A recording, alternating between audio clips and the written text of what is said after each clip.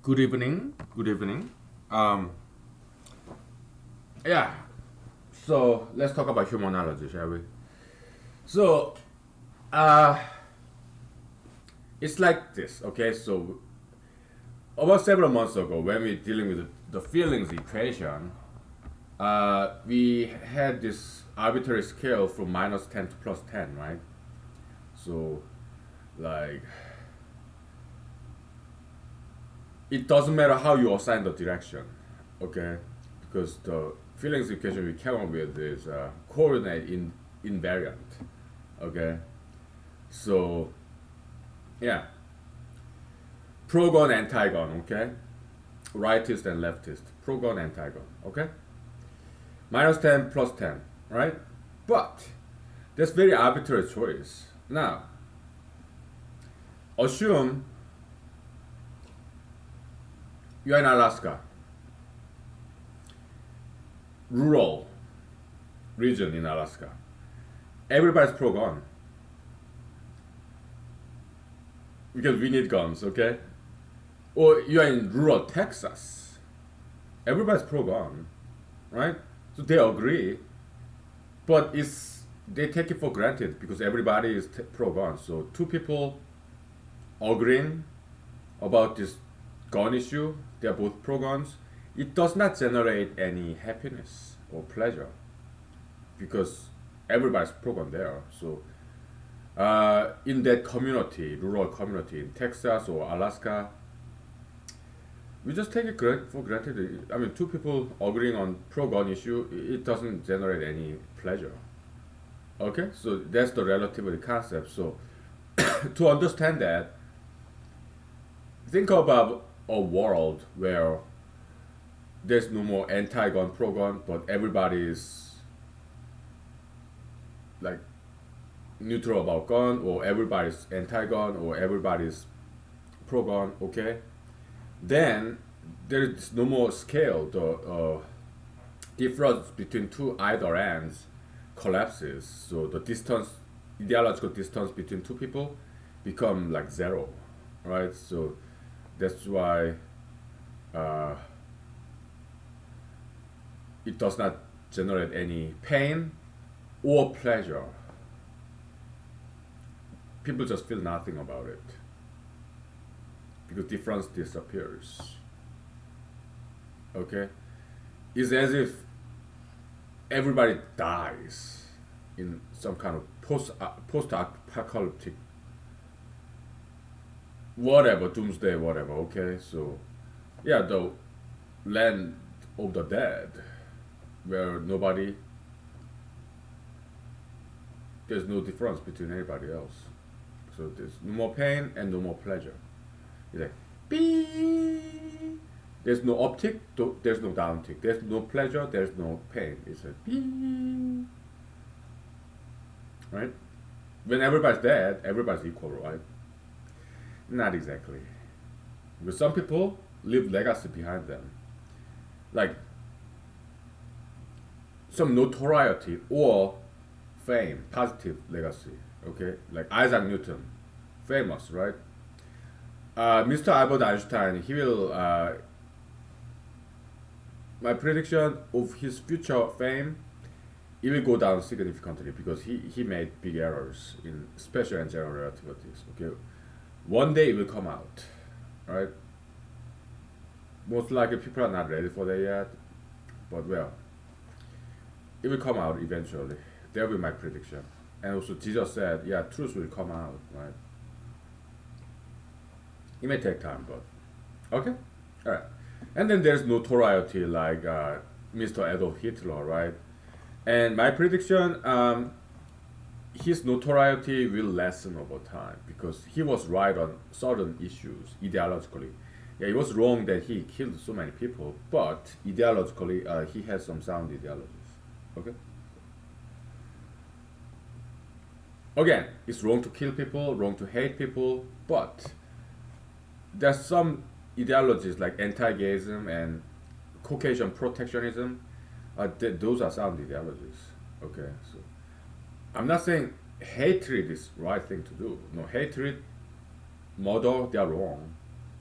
But his objection to pro-gayism, his objection to uh, ultra-internationalism, those are correct, ideologically.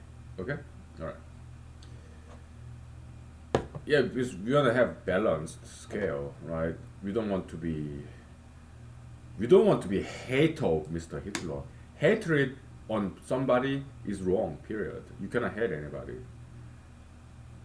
Okay?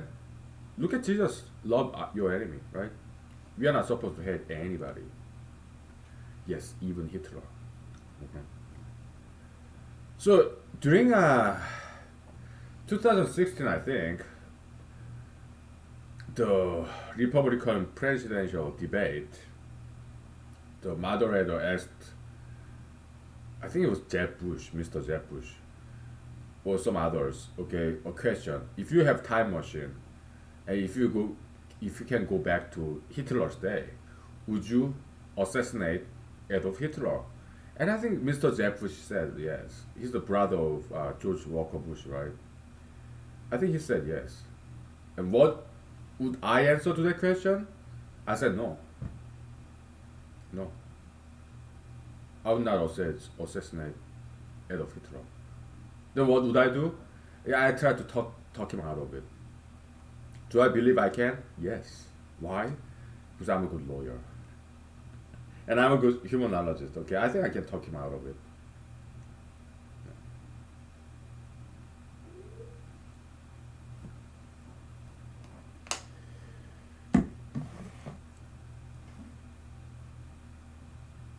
Yeah.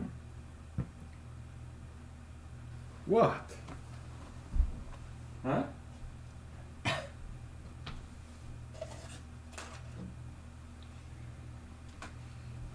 Yeah, I think I can talk him out of committing Holocaust. I think I can make him repent. I think I can exorcise him. All right, so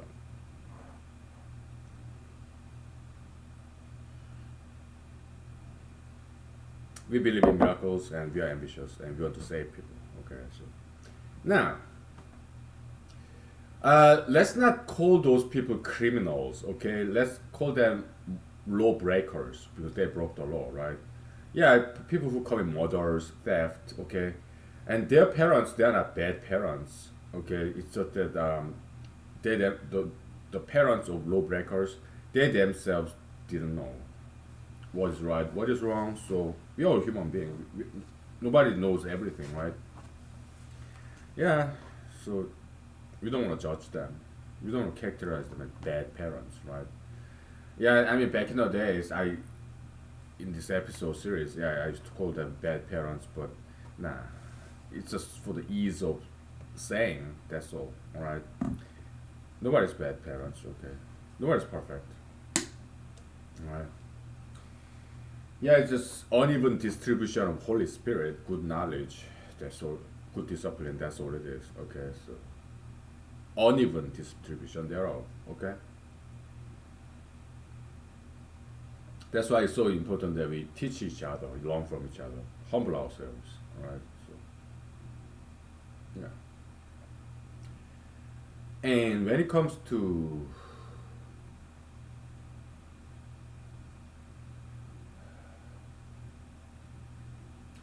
so yeah, the scale of the difference in feelings equation is there -10 to +10. If the gap is narrow, it's like -1 to +1, right? So that's the relativity concept. Okay, the difference between people, the distribution, ideological difference. Okay, so yeah, that's that. That's all there is. Okay, so there's nothing more than that. Okay, so there's no need to grab whiteboard. No. Yeah, that's the relativity in feelings equation. Okay, it's +10, -10, +10, -10, or -1, +1. Okay. All right. Yeah, that's all it is. All there is. All right. What else?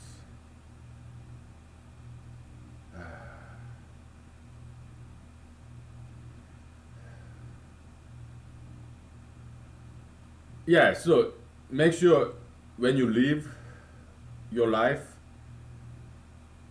live it as if it's on acting. Okay, so do act with your facial expression, with your eyeballs, and okay, your facial muscle, your mouth, your eyebrows, your eyes, gestures, postures. Okay, yeah. In humanology, that's like prayer. You want to look entertaining. You want to entertain people. You want to look good. You want to make other people happy. People around you, right? Yeah, labor. Okay, Jesus said, never. I mean, Saint Paul said, never cease to pray, never stop praying. In humanology, prayer means labor, some work. So, when you live daily lives, yeah, you're acting. You're making it beautiful, interesting, entertaining. Okay, with your eyes and gestures and lips and voice, your tone of voice, whatever. So yesterday I sang you Outcast, Miss Jackson. I didn't sing you very well, okay? Because singing hip hop song, that's not easy for me, all right? So when I learned hip hop, how to do rap, when I was deployed to Afghanistan doing this talent show, holiday show, it was like a New Year's Eve show, okay? Yeah, mandatory fund, company level, battalion level, brigade level. Okay, yeah, I've been to all those. Okay, rap battle, right? So I try to incorporate army cadence to my rap song. All right, so like, dress it right and cover down, 30 inches all around. Okay, so this intonation, I did that, but yesterday when I was reading these lyrics by Outkast, Miss Jackson, I was too monotonous, right?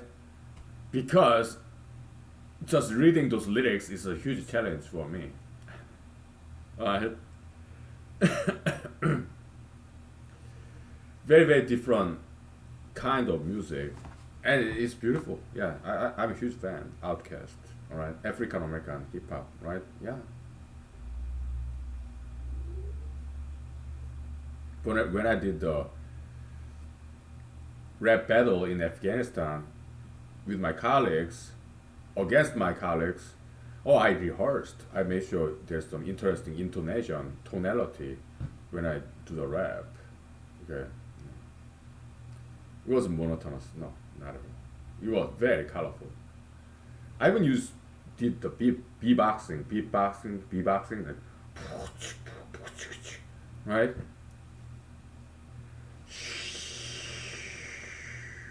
It's in YouTube, okay? Yeah.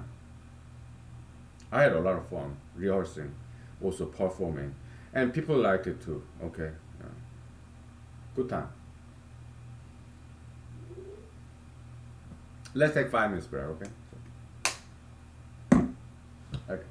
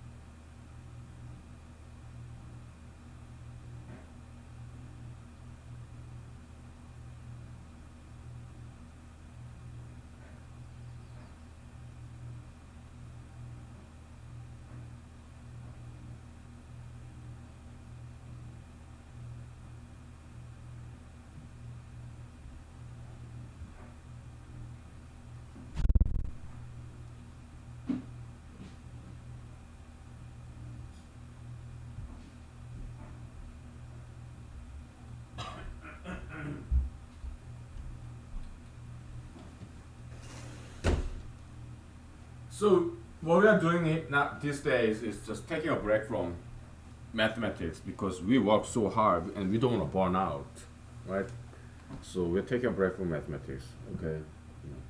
Some humanology, okay? So some more humanology. So why do people make factions, parties, groupings? Just children, adults, same way, right? They group. Religion, politics, or children on the playground, they form group, different social hub, right? Why do they do that? Well, because it's kind of a group identity, right? Um, that is very interesting theory in sociology or maybe political science. Okay, I forgot how it's called. It's I read about it when I was in law school. Okay, it was part of our assignment. I forgot the name of that theory. Okay, so but it's very famous one. Okay, it's about interest group, like political activists interest group.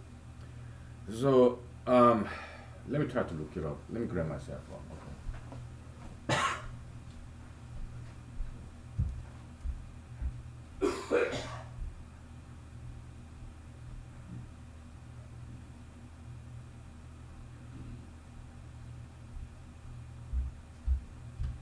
So yeah, socialist. I mean, not socialist, but sociologists. Not to be confused with socialists. Okay, sociologists and psychologists, sociologists, social scientists, political scientists. Okay, some of them have very good insights. Yeah, let's give them due credit, right? Yeah, I mean, we do our own thing, micro humanology, macro humanology, right? That's kind of like psychology and sociology, right? But we do our own things. Okay, our approach is totally different from theirs. So I think it's theory about interest group. Okay, like activists.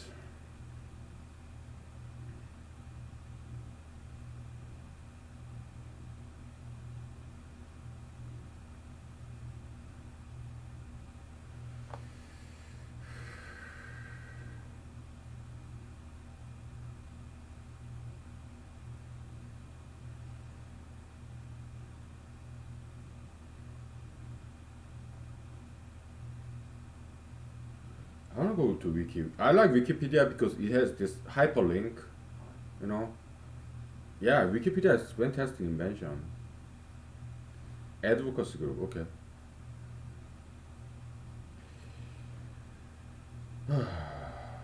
Very good invention. Wikipedia. Okay. Hyperlinks. Yeah, it's fantastic. I'm a huge fan. All right.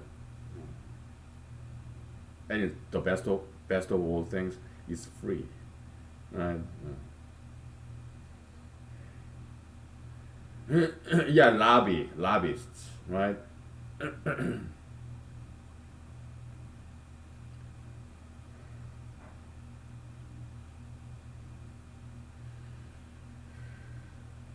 Theoretical perspective.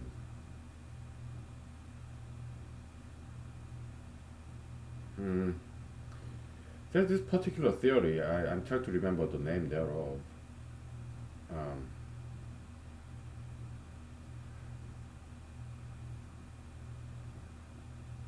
how about lobbying? Let's go to lobbying.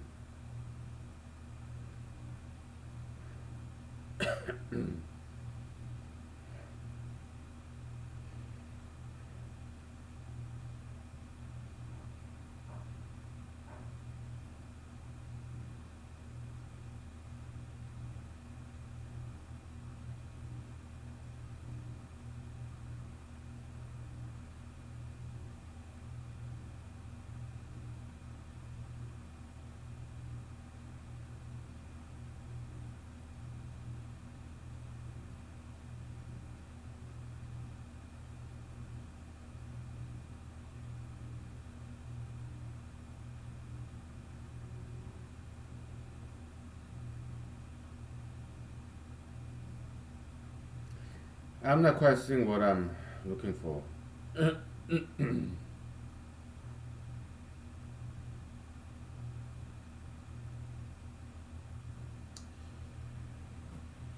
Yeah, well, so I'll just tell you from what I remember, or what I can glean from my memory, what this theory is about.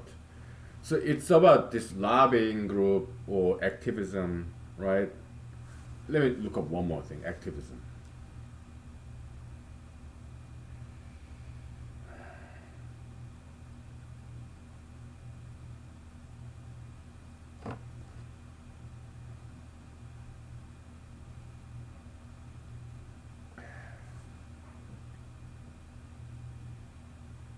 Because that sociology or political science theory, it kind of has to do with economics as well. Okay, so yeah, economists, some of them have very good insights. Okay, so yeah, collective action theory. I think that's what it's called. Collective action. I think that's what it's called.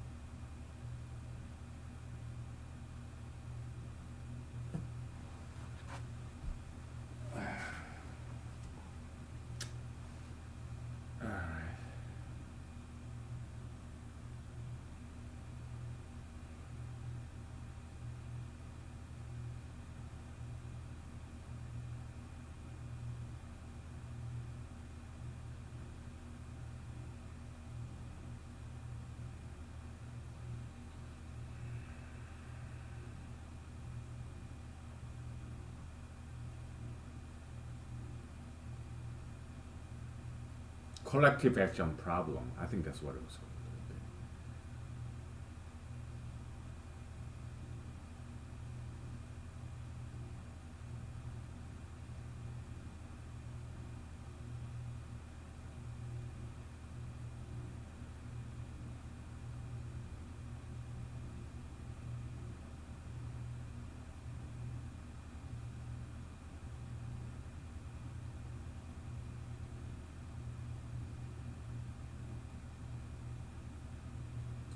Mr. Manco Olson.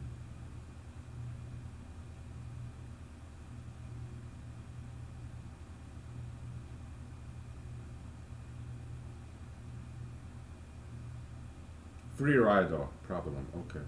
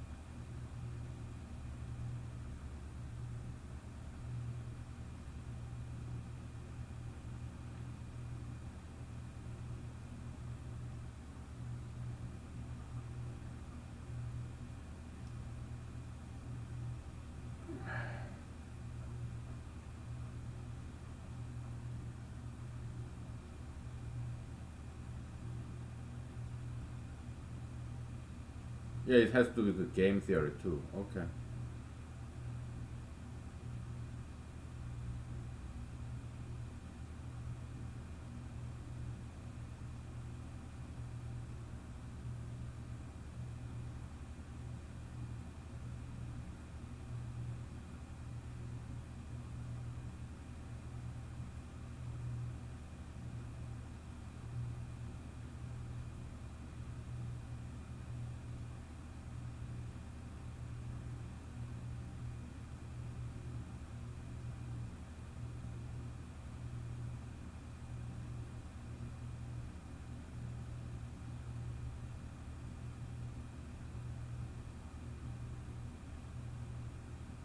Okay. Yeah, free riding, collective action problem is this basically, from what I can glean from Wikipedia and from my recollection, memory. So, is this: if people would come together and do something right, like legislation or whatever, okay, to make air cleaner or whatever, right? The thing is this: if you and I come together and form this activist group, right, and let's say we achieve clean water and clean air by some activism to legislators and stuff, okay, it will take a lot of time and money for you and me. But once it's achieved, it benefits everybody. So all the others get the benefit for free. You and I, we just share that benefit, just a little bit, right? But you and I, we've invested a lot of your money and my money, your time, my time, right? So it's kind of losing business. Why? Because you and I work very hard to bring this clean air, clean water, but we are not the sole beneficiary of our venture, this activism. Everybody get to share it for free. This free rider problem, and also collective action problem or public goods dilemma. It has many names. Okay, so that's why nobody does this good activism, because it's a losing business. Okay, so that's collective action problem, right? Yeah. And flip side of that is this: some activism group, some lobbyism, right? It benefits only this particular group, like veterans group. Okay, then where does that money come from? Everybody's taxpayers' money, tax money. But only veterans benefit that from this lobbyism for veterans. Okay, so because the cost of VA benefit is shared by everybody, all the taxpayers in America, people don't mind that very much. Although the benefit is concentrated in veterans only. Okay, so that's why many lobbyists, they succeed, because the burden to benefit this particular group, like maybe oil and gas industry, they have lobbyists, or alcohol and tobacco industry, marijuana industry, or LGBT advocacy group. Okay, yeah, they are these minority groups. So how many veterans? What percentage of Americans are veterans? Like 0.1% maybe, right?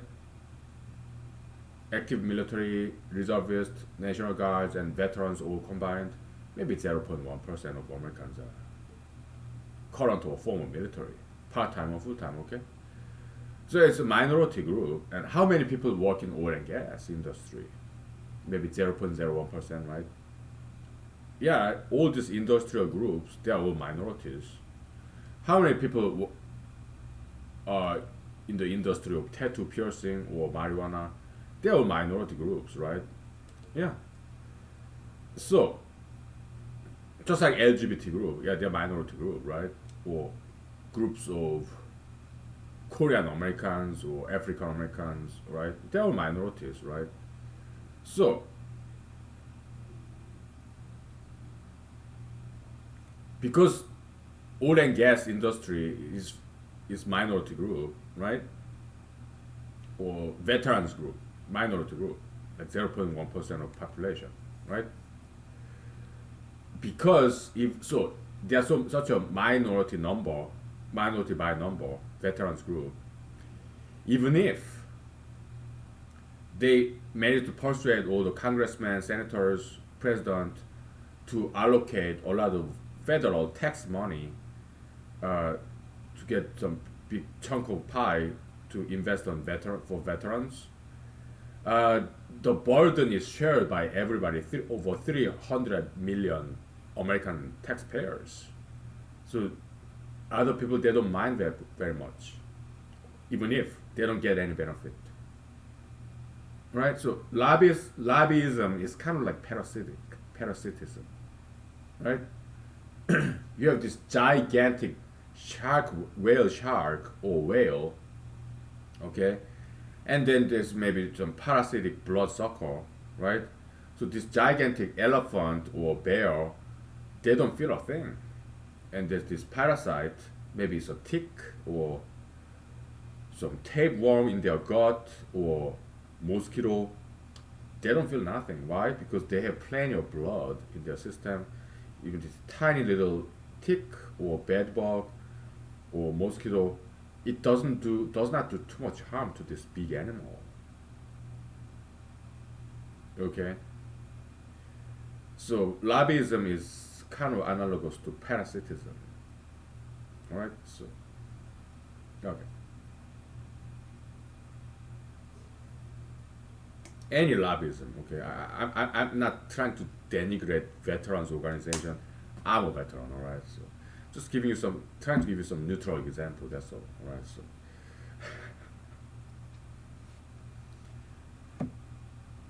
I'm sorry it kind of ended in a strange situation, but I'm just giving you an example. Okay, so okay, all right. I'm a veteran myself. Okay, so let's take 5 minutes. Okay, I need some vocal rest. uh, I am not saying veterans are parasites. Okay, no, I'm not saying that. No way. Okay. All right, we'll take 5 minutes.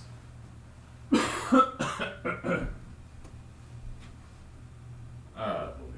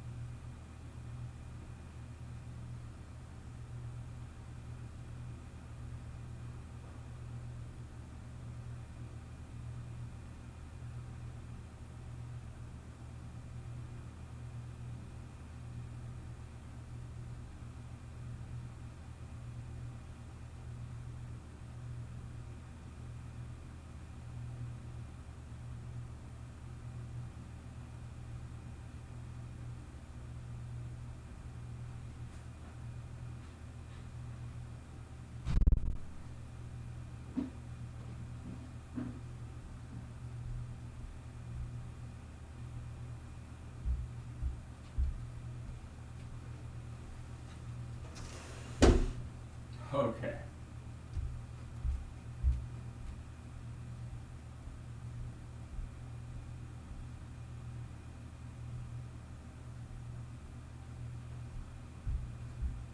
You know, when I say something, laugh it off. Okay, don't take it seriously. All right, just have a good laugh. Okay. Yeah. Don't you want to be happy, or do you want to be unhappy? I want you to be happy. Laugh. All right. Don't take things seriously. Okay. So, uh, okay. Copium transfer. Yeah, we are talking about humanology. Okay. So, we are taking brain from mathematics. Okay. So, copium transfer is this. Okay. If an action is like copium channel, all right. If by this action, if somebody feels bad and I feel good, okay, that's copium transfer from that person to me, right? Like I try to dress up very nicely, okay, matching the color of my eyeglasses and Hawaiian t-shirt and dress shirt and pants and blazer, okay. Yeah, I match colors, okay, because my mom, she's a fantastic dresser. She's a fine artist, okay. She learned like fine art in college, okay. So yeah, she's very beautiful lady and also very fashionable lady. So I learned from my mom. Also, yeah, sure, from my dad too. But my dad is a good dresser, but not as much as my mom. Okay, so yeah. I also learned fine art in Korean elementary school. Also, some in Korean education, the 학교, there's public school, and 학원, there's like after school, private school that parents have to pay. Okay, I did both. Okay, because my parents didn't spare any money in education. Me and my siblings. Okay, so that's very Korean upper middle class. Yeah, my parents, they both worked and they were very successful in what they did. Okay, so yeah, they got some disposable income, I guess. So they invested on us, their children, me and my siblings. Okay, so yeah. But they were not. They didn't inherit big money. No, they really worked hard, both of them. Okay, very. I saw the picture of when they were young, when we were like babies. They were very skinny because they worked very hard, and they were not rich at all. No. They struggled when they were young. Okay.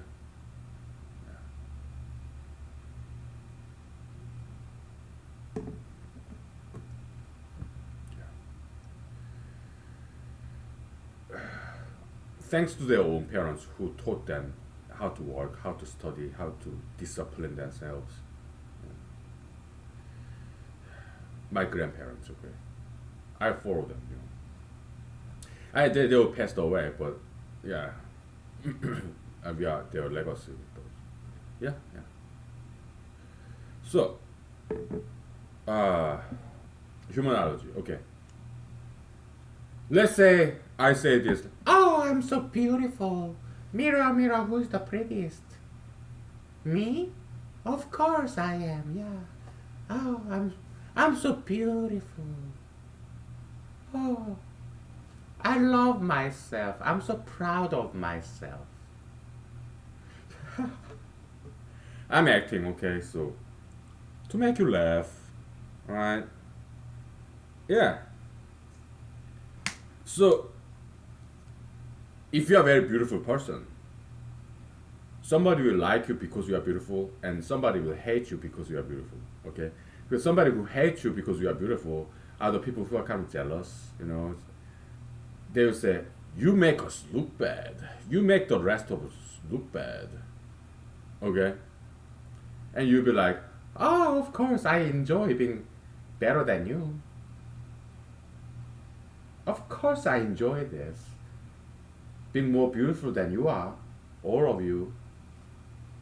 I'm the most beautiful one, so I'm happy. I'm on top of the mountain, top of the hill, king of the world, queen of the world, okay? Yeah, of course I enjoy this."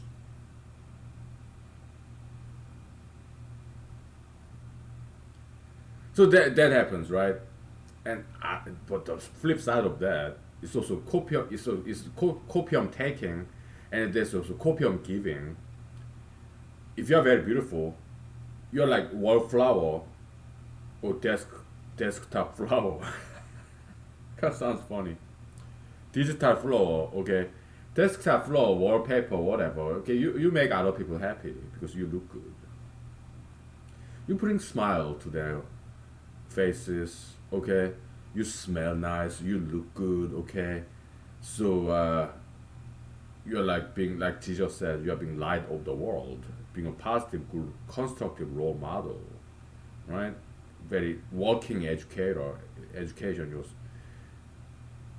You just by being diligent, exercise, diet, wardrobe, hair. You do your hair matching colors, okay. You're in shape. You look good.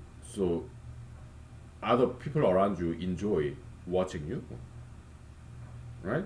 Or listening to your voice because you vary at this tonality like an actor would. You're humorous, you're polite, kind, right? Yeah, so you brighten up everybody around you their days, right? It's a social service, right? Yeah. Okay.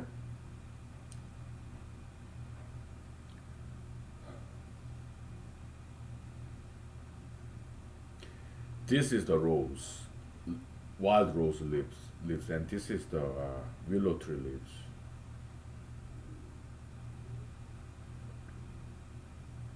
Willow tree leaves slightly bitter, okay. Rose leaves sweet.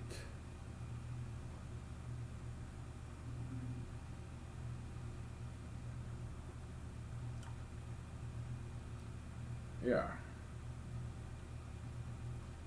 So yeah, be beautiful, okay. So we're gonna take 5 minutes, okay. So I'm not saying I'm beautiful. I'm saying I try to look as good as possible. Okay, that's what I'm saying. I'm trying to be as funny as possible to entertain people around me, make them laugh. I do my best to be happy myself and to make other people happy. I do everything I can. Okay. All right, we'll take 5 minutes and then we'll talk more about grouping. Okay, in playground, like children's world, because adult world is same thing. All right. I'm not saying it's bad. I'm not saying it's childish. I'm saying it is just the way it is. It's human nature. Okay. So,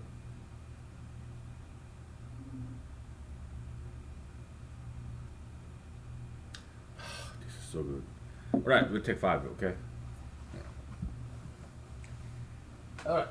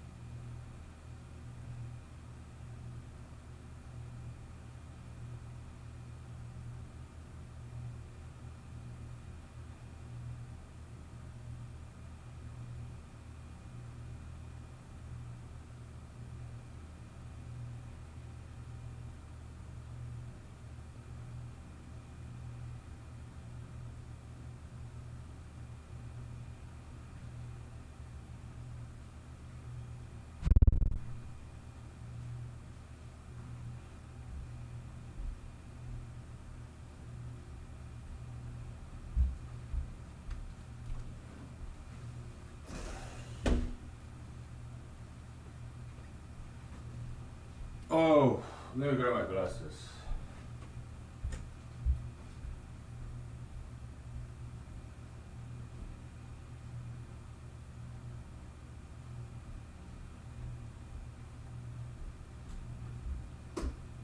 Okay, so uh, President Trump said, like some people are born beautiful. We don't buy that. Okay, I mean we are sometimes deterministic, but that's not about that. Like somebody's born beautiful, somebody's born not to be as beautiful. So no matter how they try, they can not as beautiful as somebody who's born beautiful. No, no, that's not our determinism. Our determinism is the environment, ideological conformation, ideological environment, the day, I mean the time and place that you are born into, the ideological availability or absence thereof. That's what we mean by humanological determinism. Okay, but when it comes to beauty, oh, beauty is something that you learn, right? So anybody can be beautiful if they try to be beautiful, if they know how to be beautiful. Anybody can be happy and moral, ethical, if they learn how to be so. All right? Because we believe in fairness of God. We believe God is fair and square. Okay? We believe God is good. Okay? Yeah, we do believe in goodness of God, fairness of God. Okay, so all you gotta do is learn how to be beautiful, how to be happy. Okay? Yeah, exercise and diet. It's that simple. And no tattoos, no piercings, no sugar fetishism, no marijuanaism. Okay, then you'll be beautiful. And learn how to act. Okay? How? Watch movies and emulate, imitate what they do. Yeah, like Jim Carrey, right? He's my spiritual mentor to me. Okay, never met him, but love his movie. I have his DVDs. Okay, fantastic comedian, great actor. Okay, and learn from Meg Ryan. Yeah, she has this colorful facial expression, right? Yeah, learn from Meg Ryan. All these good actors, like Jack Nicholson and whoever great actors, actresses. Yeah, Marilyn Monroe. Okay, her posture, facial expression, her gesture, her costume. Okay, yeah, it's something you can learn from those great actors and actresses and models, right? Yeah. Okay. Yeah, Marilyn Monroe. I'm a huge fan. She's fantastic achiever. Yeah, she's very beautiful lady because she somehow learned how to act beautifully. Okay,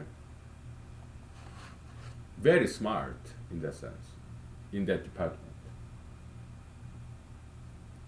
Okay, because if you have seen picture photographs when she was not that famous, she wasn't that pretty. No, she's about average, right? But she learned how to do her hair, costume, her face, gesture, posture. Okay, posture is more static, gesture more dynamic, right? Yeah, she learned that, and she learned it so well. Okay, so beauty is like acting. You learn to perform. It's like art, performance art, with your facial muscles and your fingers, arms, legs, torso. Okay, this posture, gesture. Okay, you how you learn. Yeah, like runway models, they learn how to walk beautifully, artistically. It's performance art, performing art. It's like acting. Okay. Yeah, living art. Like art imitates life and life imitates art, be it poetry, music, novel. They imitate each other, right? Yeah, that's a good thing. Okay, it's all about education. Yeah, yeah. Now, grouping. So, in humanological analysis, it has to be copiomology. Okay, so children they form groups, right? Cliques, right? Very exclusive. Okay, like teenagers or adults, it's all the same way. Like adults, yeah, they have associations like Rotary Club or whatever club, right? Group membership, right? You have annual dues, and they send you like once a month nice magazines of that association, right? Yeah, I'm a member of many groups. Okay, so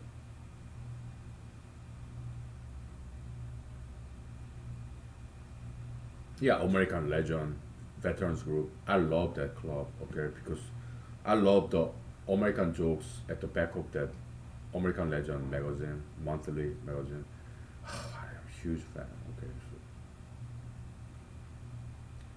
yeah, I'm also a member of Quadruple A, something like Army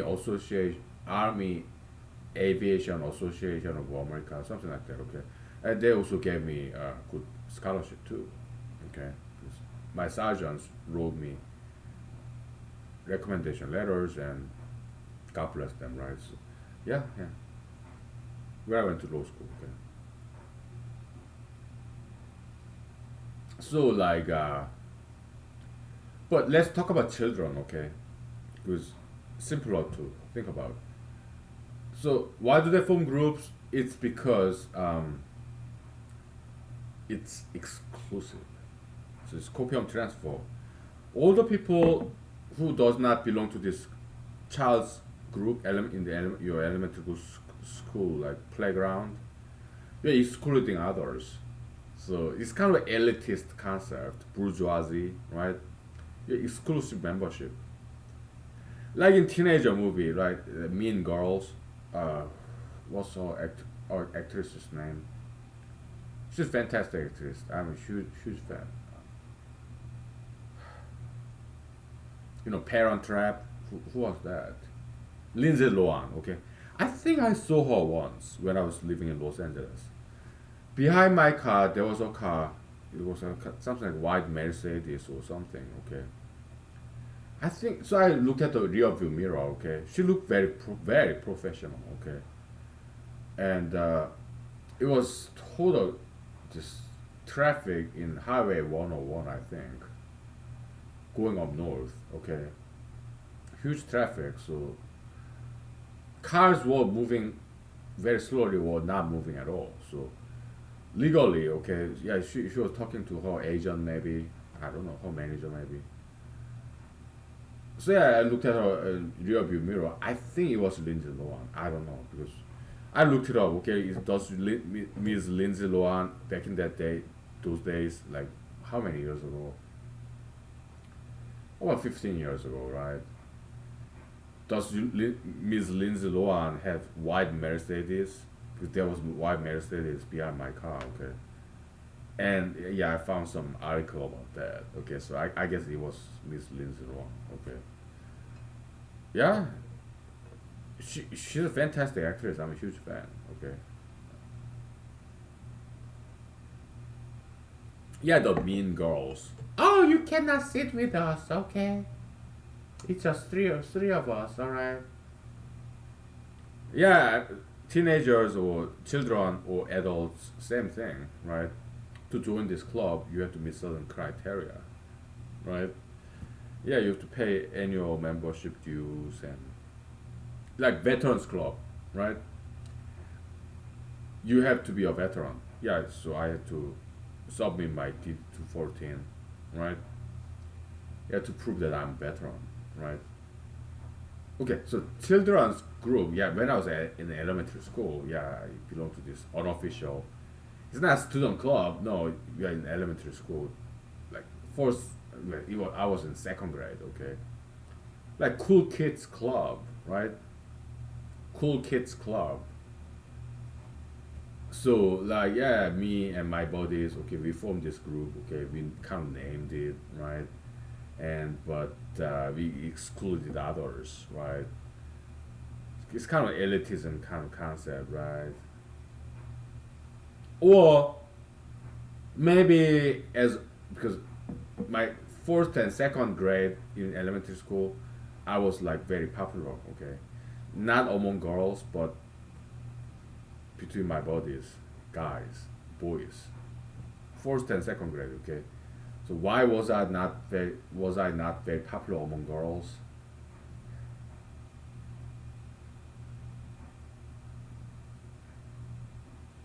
How come girls did not like me very much? And some of them did, but I wasn't like when I was in elementary school. There are these guys who was just humongously popular among girls, elementary school girls. I was not one of them.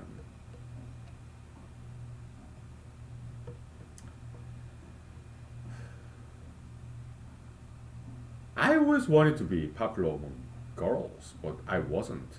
Girls didn't like me very much. I liked them, but they didn't like me very much.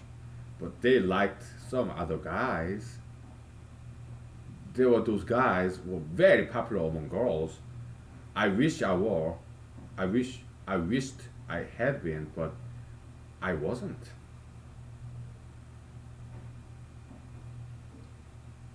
Even today, I'm not very popular among ladies.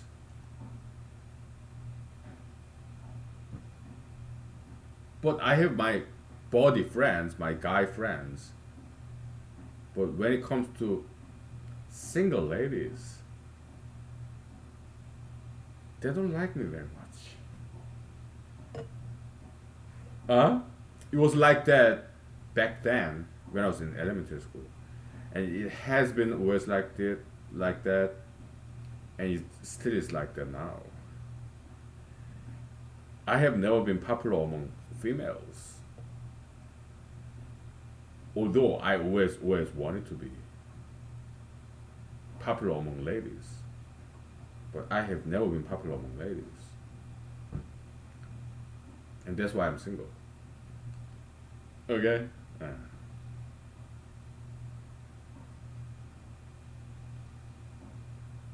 we'll take 5 minutes break. Okay, so we'll talk more about that. Okay, yeah, let's explore that. We gave enough service to humanology. Okay, so there's no more to talk about humanology for today. All right. Oh yeah, grouping. Yeah, we have to talk about grouping. Okay. So.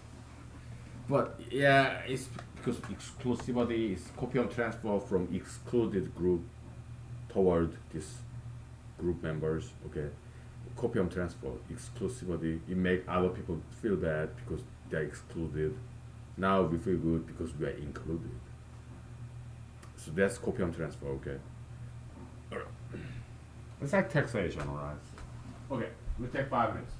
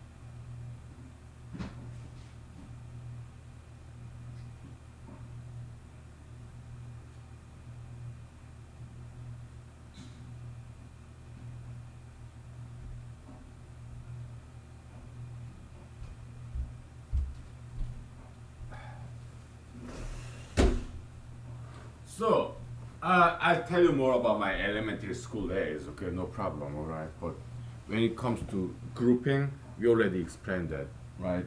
Like 5 minutes ago, so that's that, right? Let's move on. So, in economics, game theory, right?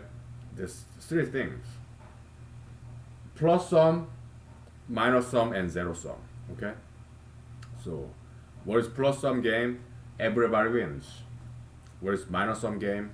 Everybody loses. What is zero sum game? One party loses, the other party wins. Okay, so that's that. So, uh, copiomological analysis of those three scenarios is this. It's about, okay, zero sum game is spatial copium transfer. Copium transfer from me to you. That's zero sum game. Spatial transfer. Okay, I lose, you win. It's from me to you. 2 points in space. Okay, right. That's zero sum game. Abstraction. Okay. Minus sum game is this. You and I, we are in a group. We are in a team. We pop the champagne too early. Right. Instead of working hard, we just enjoy. Okay, so tomorrow we lose. Okay, so temporal copium transfer from future to present. We enjoy too much today, that's why we lose tomorrow. Okay, now, so that's minus sum game. Okay, plus sum game is this. You and I, again, we are in a team.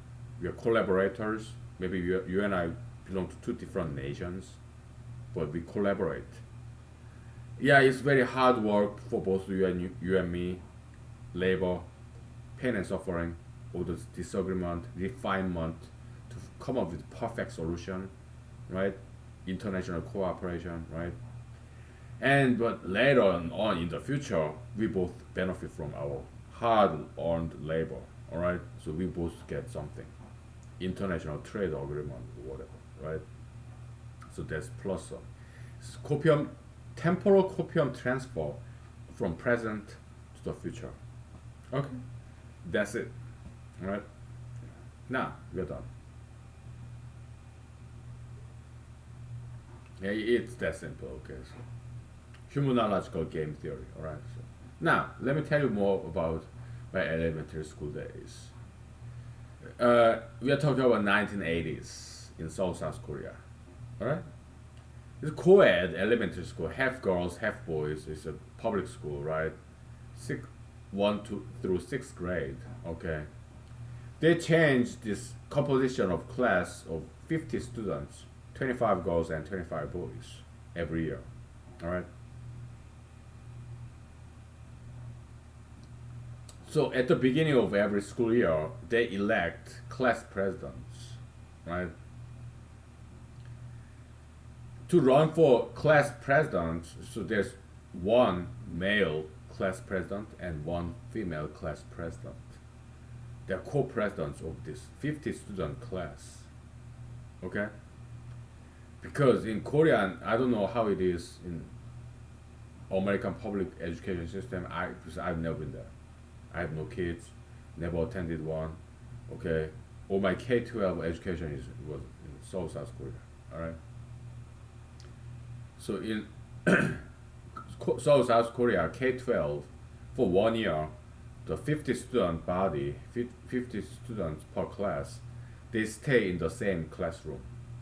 It's the teachers who rotate, depending on the subjects, okay? In elementary school, yeah, one teacher for 1 year, he teaches everything, all right? For middle school, high school, yeah, specialization, your math teacher, English teacher, okay, they rotate, they come visit our classroom, okay? Just giving you some background. Preliminaries. So, in the beginning of the year, school year, elementary school, okay, we vote for class president. So, female class president, male class president. that co-equal. They have co-equal authority. Korean elementary school. Okay. Yeah. Co-presidents. So, and 50 of us vote for one female class president and one male class president. All right. I ran for president, ran to be class president for every 6 years in my elementary school. Never got elected. Sometimes I got one vote. Who was that? Me. Okay. They would laugh at me, right? They would have a good laugh. Ah, he got one vote. Who voted for him? Him! Yeah. I was like, not again.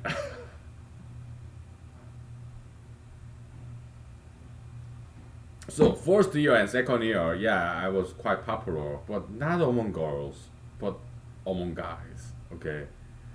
Yeah, they're my buddies. Okay, so first and second year, okay, yeah, I was quite popular, but third and fourth and fifth year, I was kind of underdog. Okay, fifth and sixth year, I was kind of more getting into mainstream. Okay, but third and fourth year, I was totally underdog.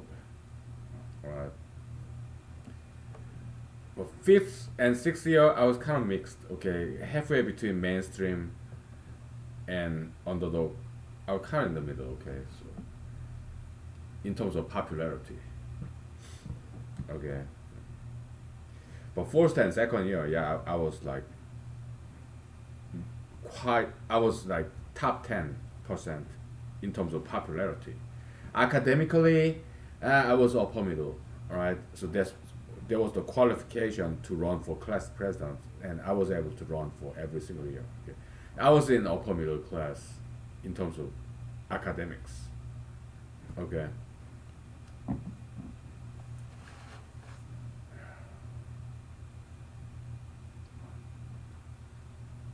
So why was I not popular among girls, elementary school girls in South Korea? I guess part of the reason is perhaps I was, and I still am, stoic.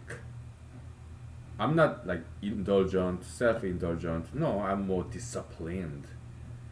Because my parents, grandparents, discipline, diligence, right? No overindulgence. I did hit on many Seoulian, South Korean females all throughout K-12, because Korean ladies, yeah, they can be extremely beautiful, right? But they eat healthy, right?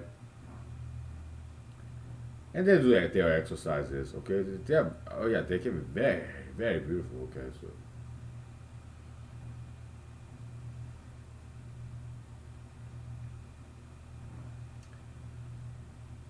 and they're very traditional.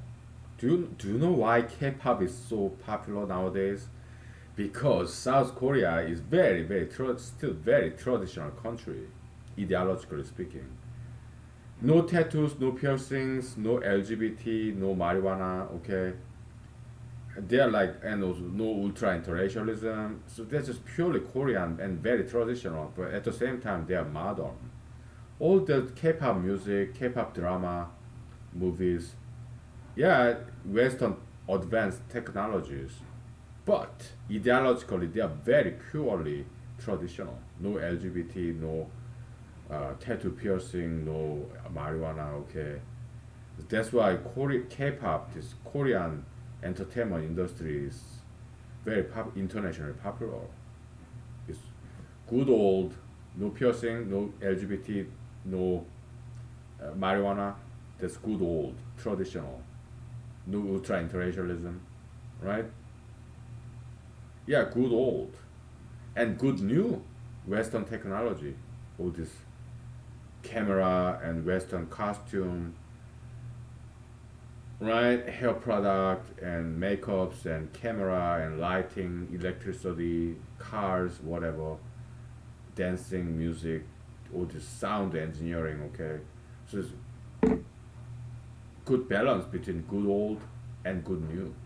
So that's K-pop. That's the Korean movies, songs, singers, actors, TV shows. Okay, that's why it has international appeal. Okay, so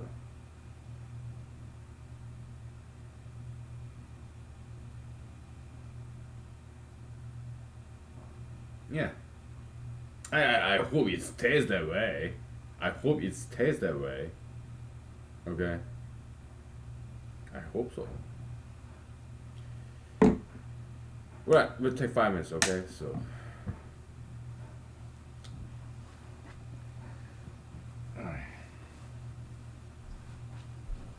what can I say?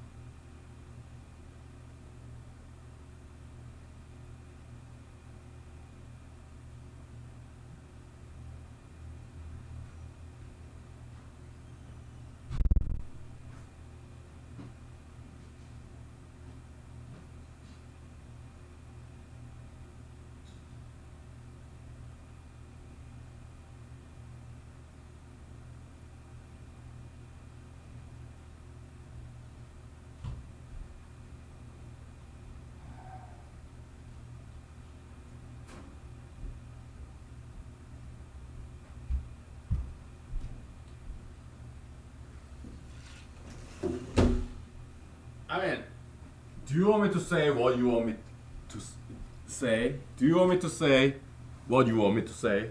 Huh? Do you want me to say what you want to hear? We don't do that here. Okay. You can go somewhere else. All these other YouTubers, okay, yeah, they will tell you exactly what you want to hear from them. We don't do that here, okay? We speak freely of our minds, okay? So, not in this humanology, yeah. We don't do that stuff, okay? We just speak freely of our minds, alright? Hey! What do you mean by we? You got some multiple personality disorder? You got multiple these demon clouds hanging over you? You're full of it? You're full of the wrong guys? If you want to put it that way, go ahead. Whatever. Because I learned from my fellow political activists and politicians, okay, yeah, do not use this pronoun I, use we, so that you can connect to other people out there. Okay, so they told me all these wonderful techniques that we can appeal to people as a politician, political activist, okay.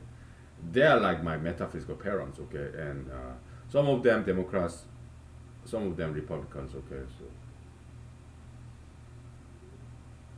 yeah, I learn from them. So yeah, we know how to speak like a politician. We know how to think like a mathematician. We know how to advocate like lawyers, right? Yeah, we take goods from everybody. Okay, we learn.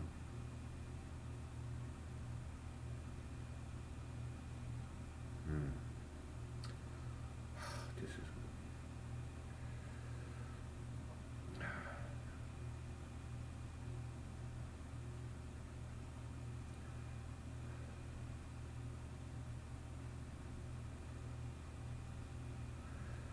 yeah. So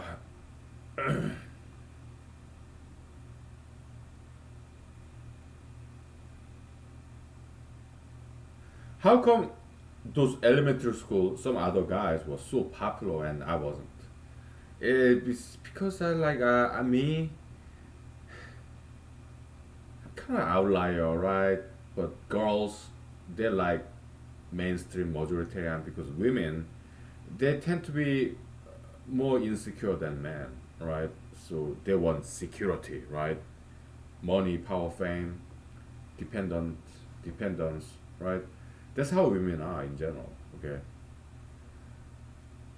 So they want some strong man that they'll rely upon, depend upon, right? I'm not that. I'm an outlier. I want to be a minority. I want to be different. Okay. So yeah, I guess guys they appreciate that because it's in their gene, masculinity, right? I'm not saying females are inferior. No, we are different. Male, female. Some other departments, yeah, females are stronger. For example, beauty.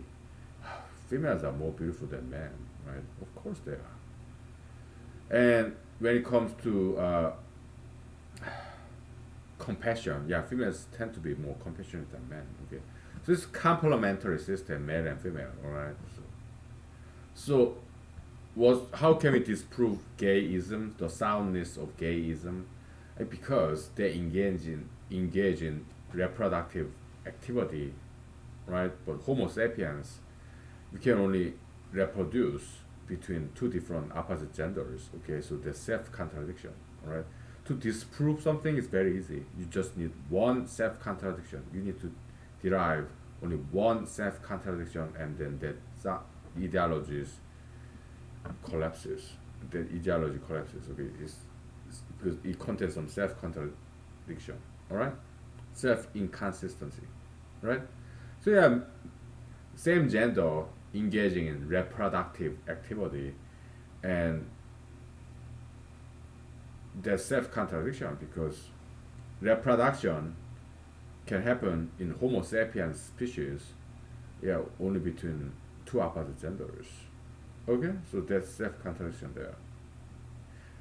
Yeah, we proved we disprove soundness of all different ideologies. Okay, ultra-intellectualism. Okay, ethnic man marrying fertile young Caucasian lady, right? And this and slender model type lady. Okay, that's ultra-intellectualism, right? Yeah, this ethnic man, non-white man, married this Caucasian, slender, uh, blonde, or blue-eyed, white-skinned lady because he liked her Caucasianness, but their children will not be Caucasian, so there's self-contradiction. Okay, he's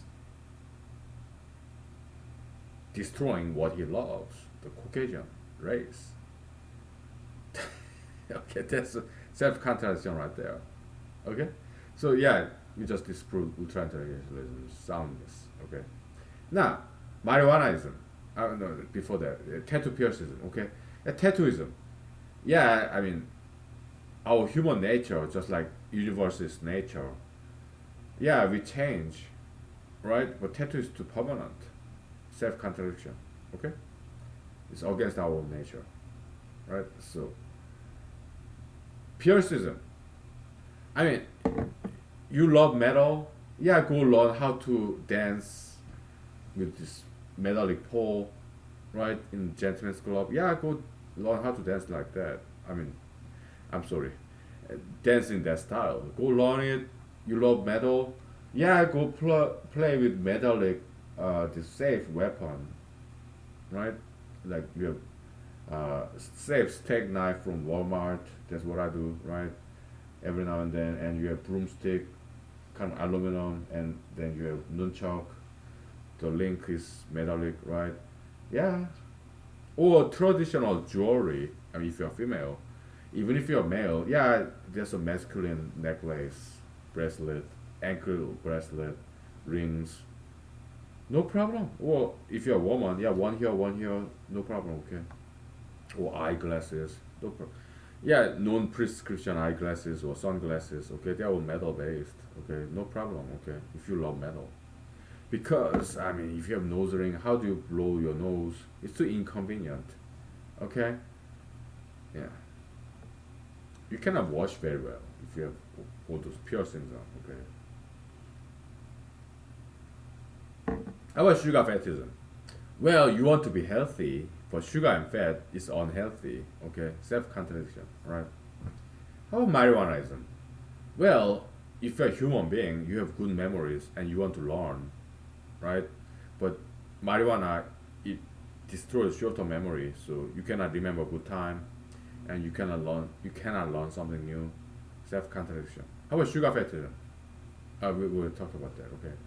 So yeah, to prove unsoundness of a bad ideology is very easy. Okay, you just need to drive one self-contradiction. That's all it takes. Okay. Oh, how about alcohol, tobaccoism, tobacco bacchusism? Oh, you want to be healthy, but alcohol and tobacco, that's not healthy. Oops. Yeah, I mean, alcohol, tobacco, and caffeine, they're all drugs, right? Yeah, but they are proven to be safe across time and space, across all cultures. Yeah, coffee, tea, alcohol, tobacco, long tradition, right? And they are proven to be safe, relatively. Okay, so, and as long as you do diet and exercise, you'll be just fine. Okay. And look at Asians. They live the longest. Asians, they're healthiest. And they do tobacco and alcohol. They have the longest longevity. Asians.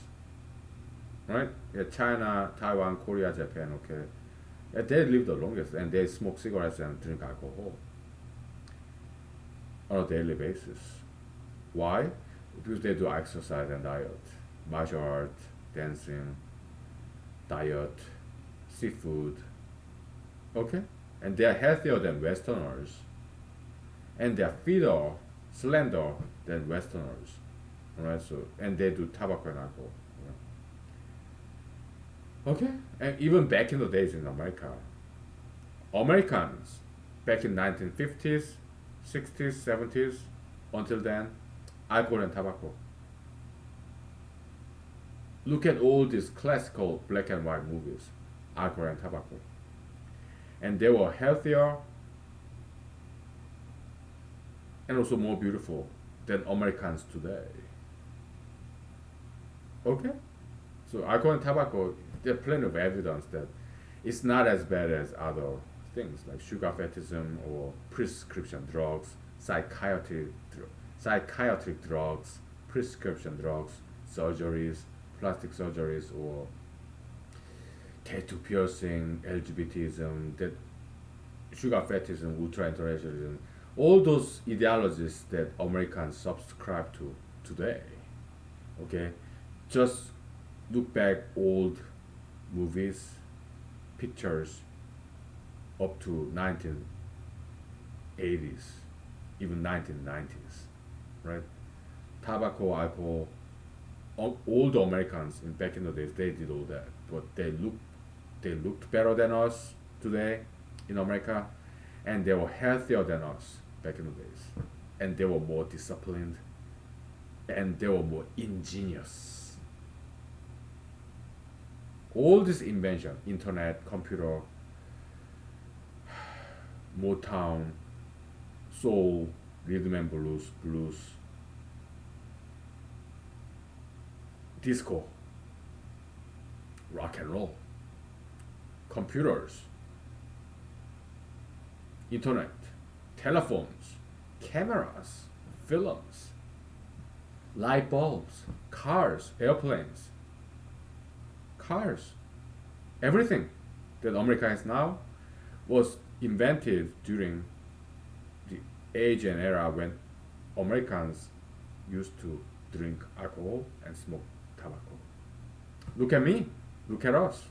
I drink alcohol. I smoke cigarettes. How many things have we discovered so far? Many, right? Yeah. And look at me. I'm healthy. Okay?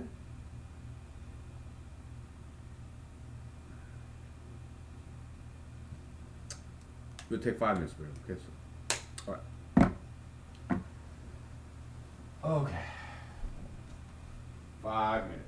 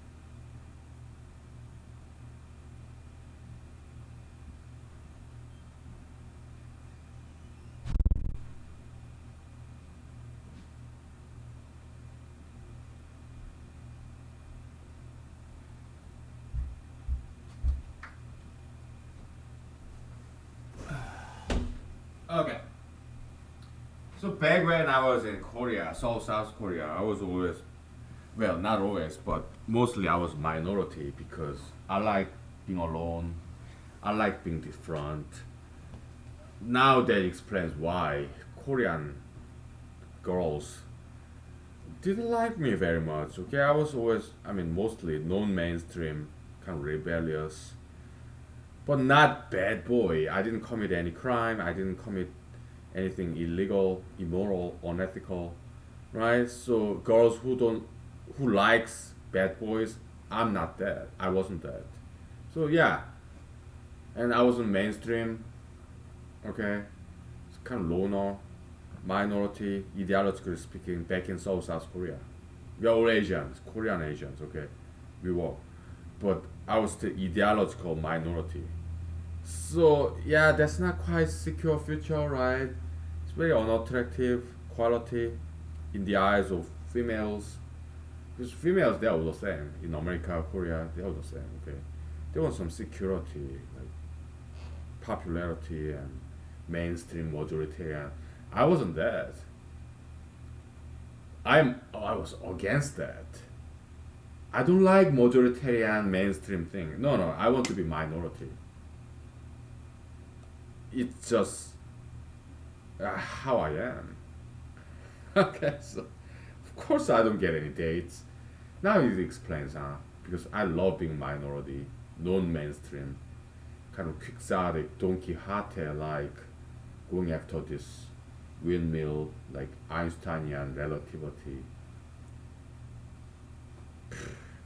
Now it explains why I'm so unpopular with ladies.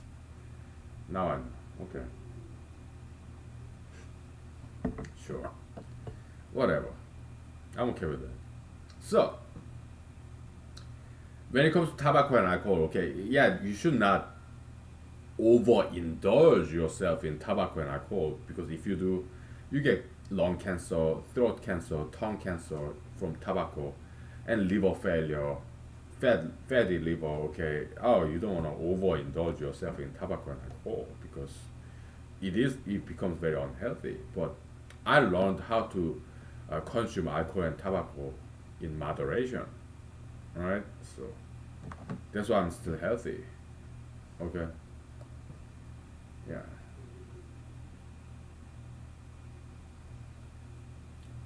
I continue to diet and exercise, so no problem. Okay. All right. What else? What else do we talk about? Are we ready to get back to mathematics yet? Mm, we are getting there. Okay. So.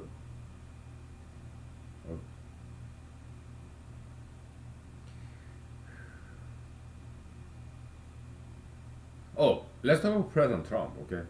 He's engaging in this trade war with China because he wants to get reelected. Okay, and also it's in his blood. He wants challenges, right? This, but it's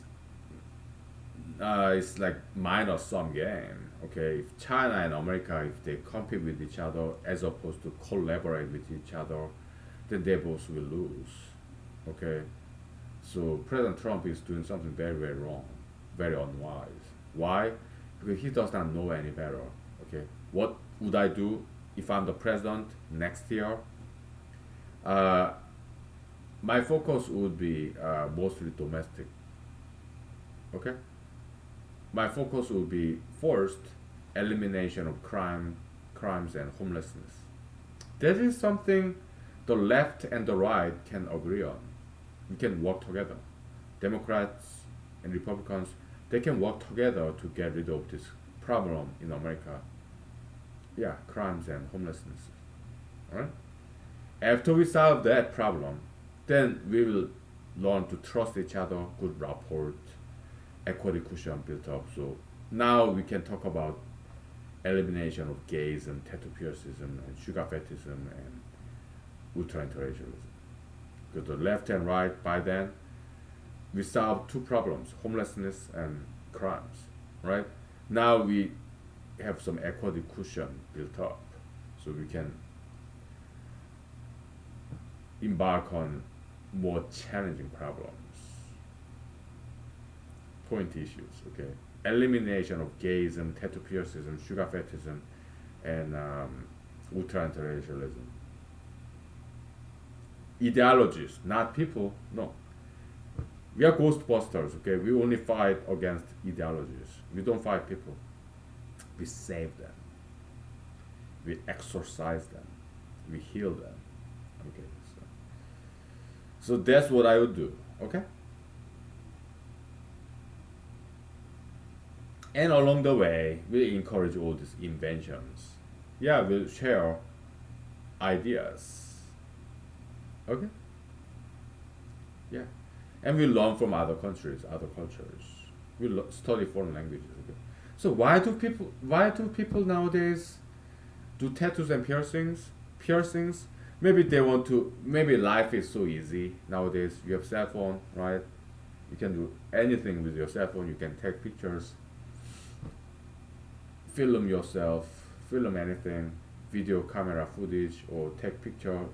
You can talk to people on the opposite side of the earth. Facebook, cell phone, Instagram, and internet. You can access any knowledge, any country. Handheld cell phone. Okay, maybe life has become so easy. Maybe they want to make their lives more difficult. Is that why they do piercings? Or why do they do tattoos? Is it because they are so beautiful?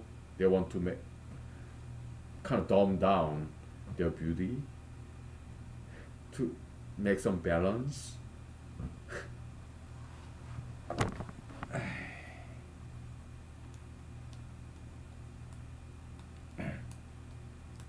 Maybe hijabs and burqas is not such a bad idea, huh? To dumb down their beauty. Oh, I'm too beautiful. I have to dumb down my beauty. It's too uncomfortable. I want to strike some balance between beauty and not beauty. And okay, tattoo piercing. No, maybe burqa and hijab is better idea, huh? Maybe. But my recommendation, if your life is so easy thanks to all this modern technology, my recommendation, yeah, learn a foreign language, learn mathematics, learn physics, chemistry, biology, learn martial arts, learn dancing, okay? Because that will make your life very difficult. Learning a foreign language, do you know how difficult that is? You have no idea, do you? You people, do you know how difficult it is to learn a foreign language? You have no idea. It took me decades, okay? And I don't think I'm a very intellectually slow person, per se, okay? I learn things fairly quickly, okay? Because I've been studying all my life. But still, to me, to learn English, that's the only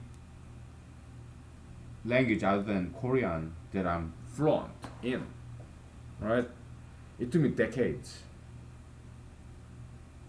I still have accent, Korean accent, but to get to this level where I understand what they are saying, I understand what I'm reading, and they understand what I write, they understand what I'm saying in English, it took me about 2 decades, 20 years. Wasn't easy. Alright? You want a difficult life, hard life, because today's life is too easy. You don't need tattoos and piercings. You don't need gayism. Learn a foreign language, learn mathematics, learn music, learn painting, sculpture, learn good knowledge. It will make your life very, very difficult. Alright?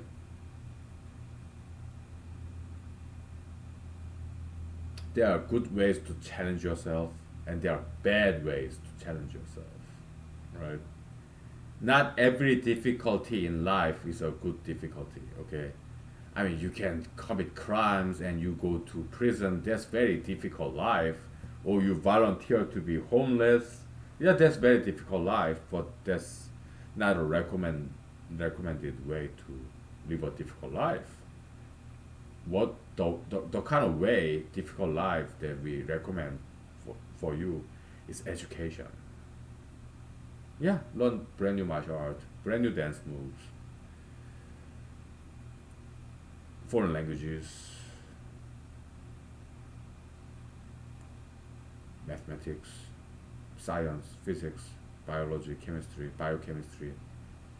They are very difficult to learn.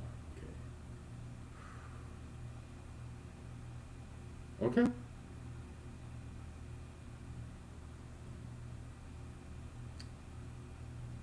Yeah. So if you are here, you are in a very good place to learn. All right. So congratulations. Okay. All right. We'll take 5 minutes. We may go get back to mathematics. I don't know. Well, we'll see. All right. If there's anything else to say other than mathematics, we say it. Right. Otherwise, we get back to mathematics. Because I'm not hungry. All right. Why? I tell you after this 5 minutes break. Okay.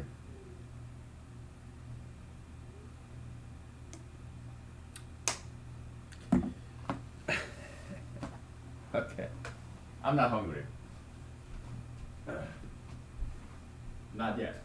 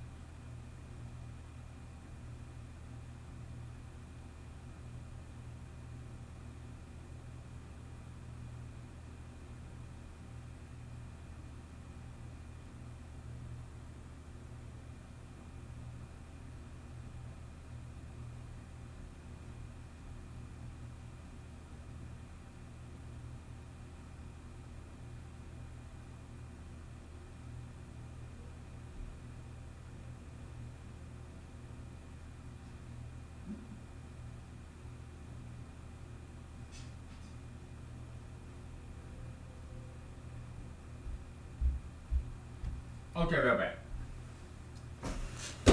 Yeah, I guess it turned out that we got more stories to tell other than mathematics. Okay, yeah, it's some easy stuff, but at the same time more important stuff to talk about. Okay, so yeah, let's continue with this vacation from mathematics. Okay, sure. Okay. Uh,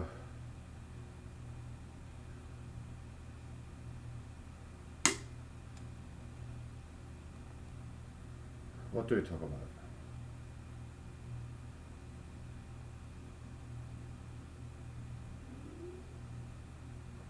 Oh yeah, what I ate in my lunchtime. Why am I not hungry? Let's talk about what I ate during my lunchtime today. Tuesday. I wish it was today was Wednesday, but I checked my phone. It's still Tuesday. Okay. So what did I eat during my lunchtime?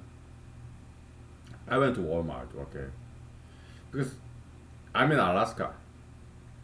There are a lot of empty lands in Alaska, right? Yeah, Eastmont, right? So yeah, just empty lands, right? Behind the parking lot of Walmart and some cinema, the game arcade, okay? Just grassy lands, right?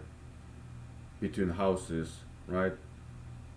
Yeah, Alaska, you have most lands in Alaska is just empty. Okay, so, yeah, there's some hiking trails, right? And Alaskans they do drive this ATV, all-terrain vehicle, okay, and the snowmobile, right? Yeah, there's some tracks of that. So yeah, I'm a kind of incidental beneficiary of those trails by ATV and snowmobiles. Okay, so yeah, I run those trails. So yeah, that's my lunchtime routine. I have 1 hour lunch break. It's not very far away from where I live. Okay, so I buy my sandwich in Walmart, right? And then, but today I bought, well, typically I bought hot dogs too. But today I bought also egg rolls. It's like Walmart delicatessen section. Yeah, I bought egg rolls, one, and corn dog, and then hot dog. So that was my lunch: hot dog, corn dog, and egg roll, right? And they're kind of fatty, so fat oil it contains twice as much calorie per gram per mass, right? Per pound. It's like battery, twice condensed energy source. Okay, so that's why I'm not hungry. Okay, so I get hot dog, corn dog, and egg roll. I'm kind of wondering why they call it egg roll because there's no eggs in there. But yeah, it was really good. Okay, that's why I'm not hungry. Okay, and I ran, of course. Okay, grassy land. Uh, that hiking that trail. That's about a mile, I guess. Maybe more than that. Maybe 1.5 miles. Okay. How long does it take? 10 minutes. Okay. When I was in the U.S. Army, okay, yeah, I ran very well. Okay. So, Army PT test, physical training test, PT test. Okay. Push up, sit up, and 2 mile run. Right. Uh, One time I got out of 300, I got like 299. Right. 300, I don't, maybe I did it once, maybe, I'm not sure, but I do remember I got 299. Okay, for 300, did I get it? I'm not quite sure, alright? Maybe, maybe not. I don't remember, alright? But I know I once got 299, okay? 300, I'm not quite sure.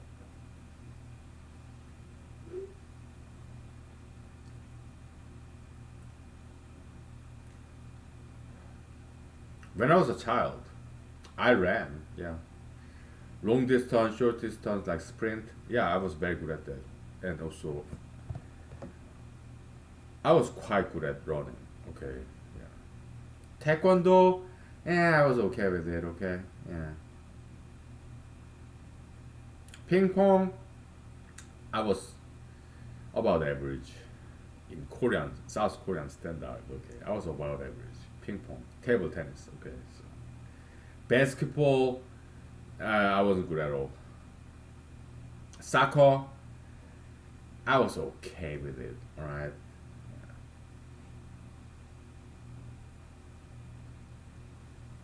When I was in the U.S. Army, yeah, football. We did play football sometimes. Okay, I wasn't good at all.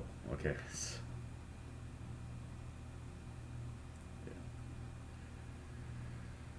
yeah.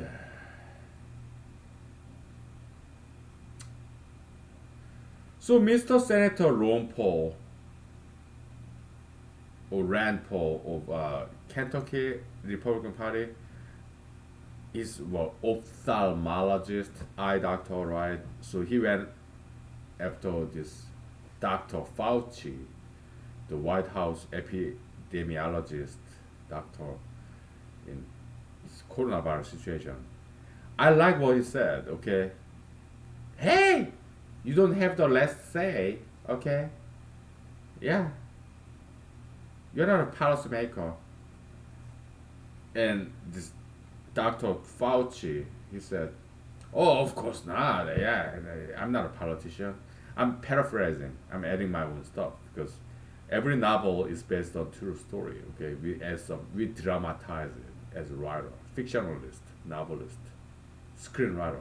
Yeah, we dramatize what really happened. Okay, we take 5 minutes break. Okay, and then we're gonna do some writing, creative writing and acting. Okay, okay. All right. I need some vocal rest. So. Okay. Oh.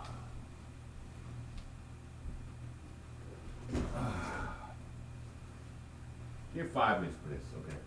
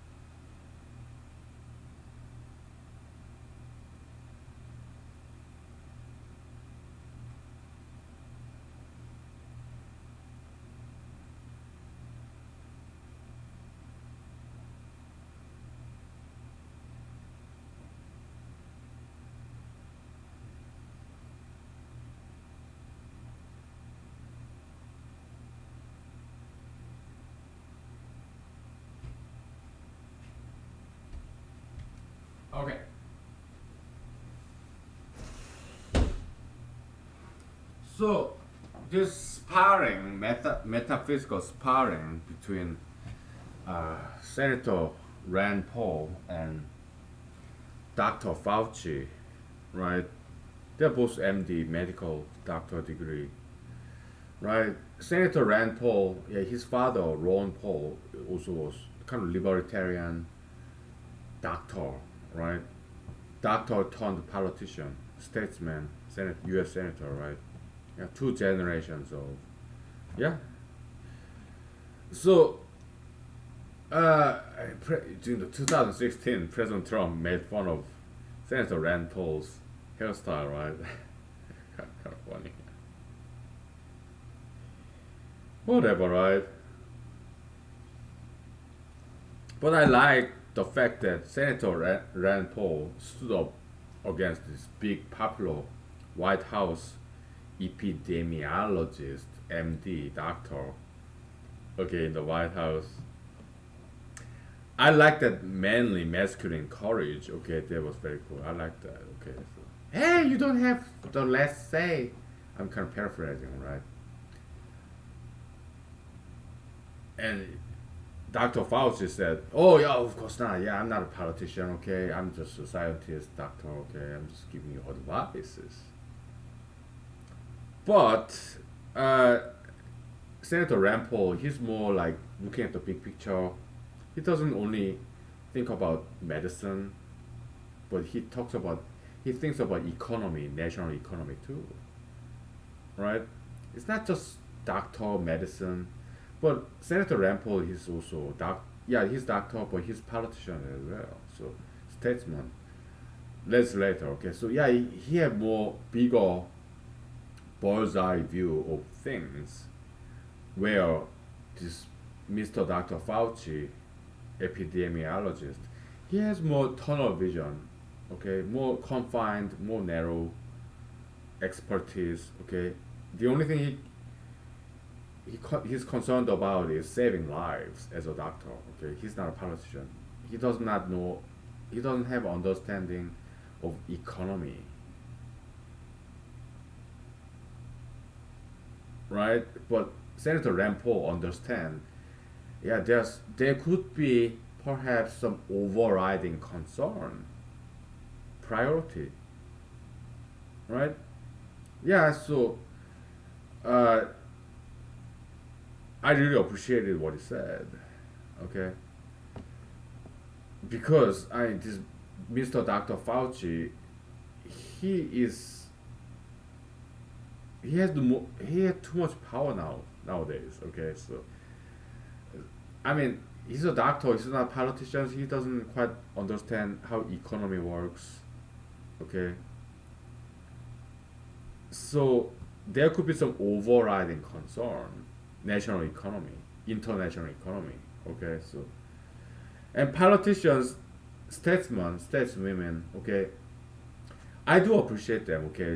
They have a more holistic point of view. Holistic, not narrow tunnel vision, but holistic.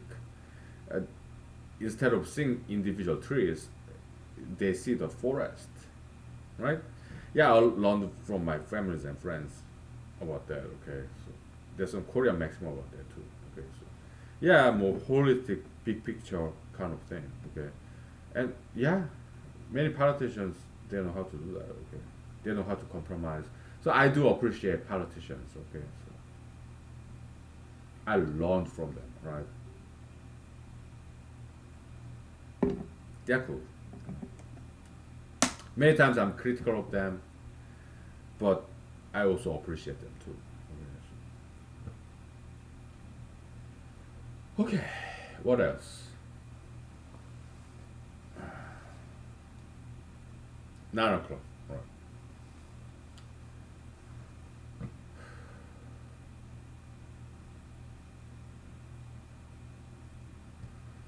Yeah.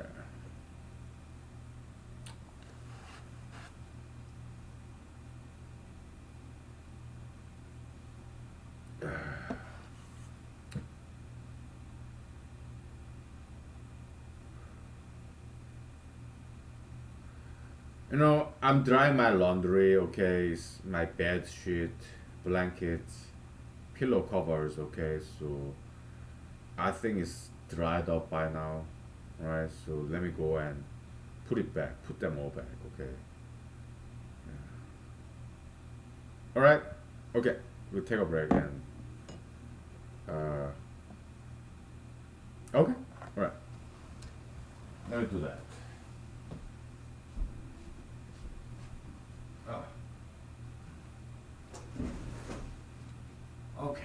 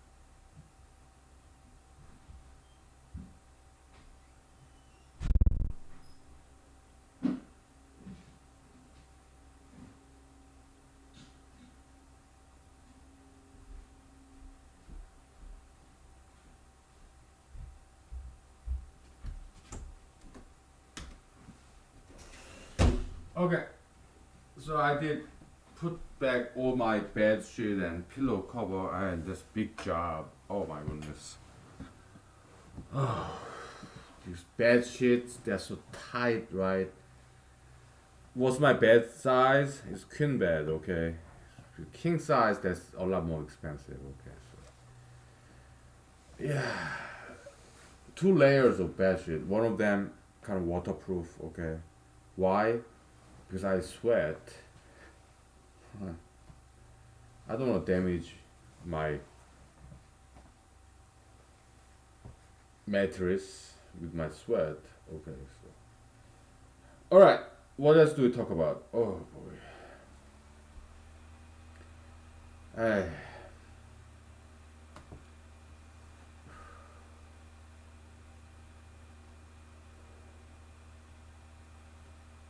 I'm not sure what else to talk about.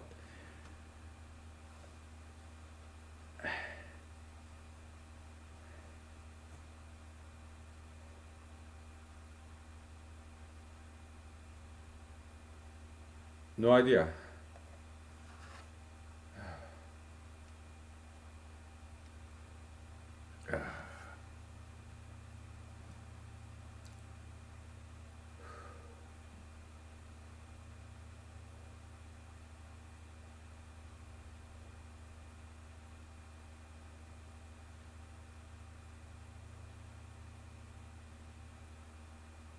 Yeah, mathematics. Yeah, I'm not quite ready to get back there. Okay. Okay. Oh yeah, yeah, yeah. So I went to Walmart, right? Yeah, I bought a dozen of eggs. 'Cause I love boiled eggs, right? Very whole food, right? And I also bought jalapeno peppers, frozen. Why? The very first time I in my life I had jalapeno pepper when I was in Fort Hood, Texas. Okay. Yeah, a buddy of mine. Okay, some buddies of mine. Yeah. Hey, do you know what this is? No. Yeah, it's called jalapeno pepper, and they gave me one, and I was like, oh my goodness, it's a taste of heaven. Jalapeno, this firm texture, and there's cheese in it, and they fried it. Wow. Also, when I was in Fort Hood, Texas, some buddies of mine, hey, do you know what this is? I was like, no. Oh, it's fried chicken gizzards, and they gave me one to me, and oh my goodness, so chewy. Chicken gizzards, fried chicken gizzards, very southern food, right? So jalapeno pepper and chicken gizzards up here in Alaska we have it. Okay, so taste of heaven, heaven on earth. Thy will be done as in heaven on earth. Paradise, human salvation, jalapeno peppers. Yes, with cheese on it, fried, and fried chicken gizzards. Violence in the world will cease to exist. Violence in the world will cease to exist. Jalapeno pepper and chicken gizzards, fried chicken gizzards. Okay, everybody will be so happy.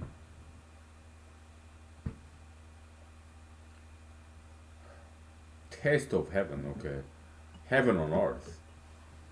Oh my goodness, so good. It's chicken. Muslims, Hinduists, they eat chicken, right? So chicken gizzard, fried chicken gizzard. Okay, yeah.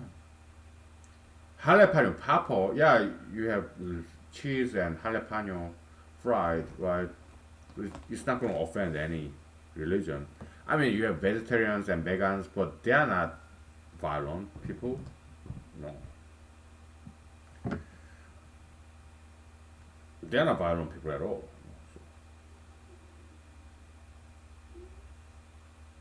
So I bought this frozen jalapeno peppers. Okay, chicken gizzards. Yeah, I buy them once in a while. Also fried liver, chicken liver. Okay, oh, that's so good. Oh.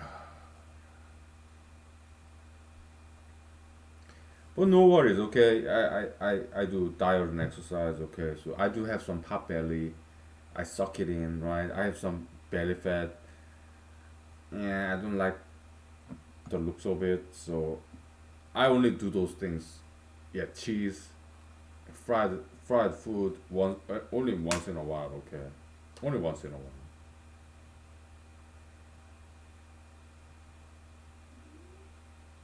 Yeah, as long as you do it in moderation, even if it's sugar and fat, if you do it in moderation, that's fine.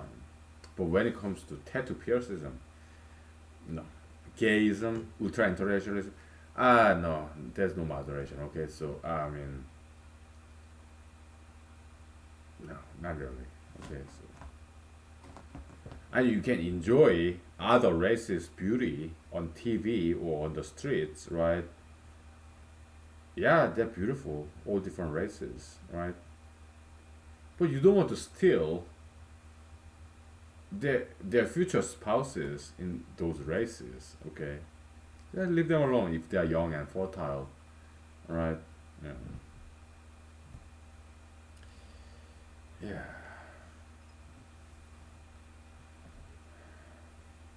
So my families and friends, okay, my family members and friends. That's what I mean by families, okay. I only have one family, okay. Yeah, they recommend me to marry beautiful young Korean girl. But the thing is, I don't want to have kids, okay. At least not now. In the future, you say never. I might change, but I have so many things that I want to do.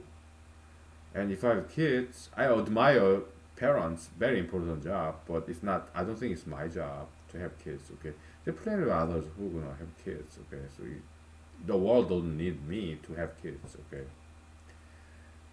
My job, in my opinion, at least for now, is to continue this exploration of knowledge, advancement of knowledge, okay?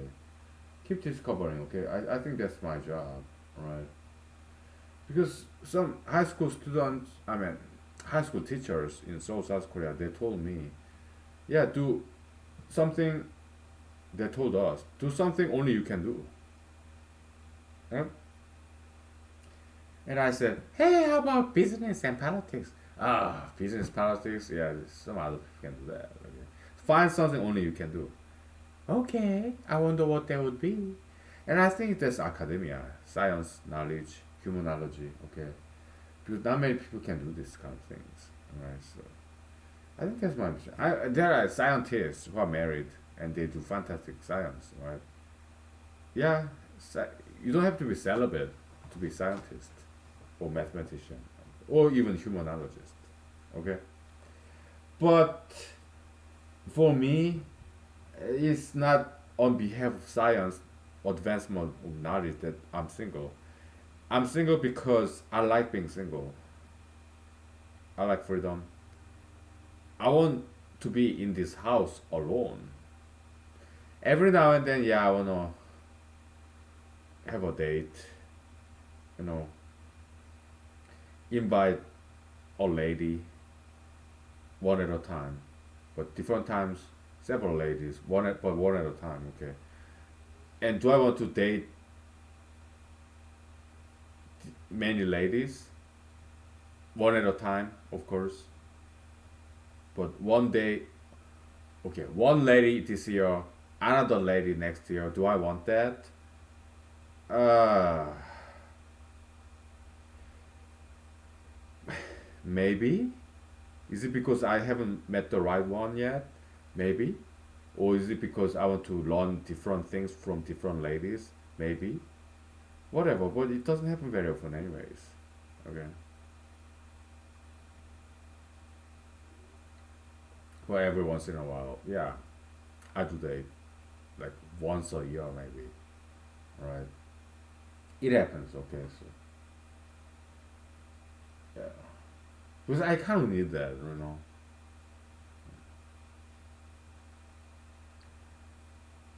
One on one time with a female, single female. Yeah, I do need that.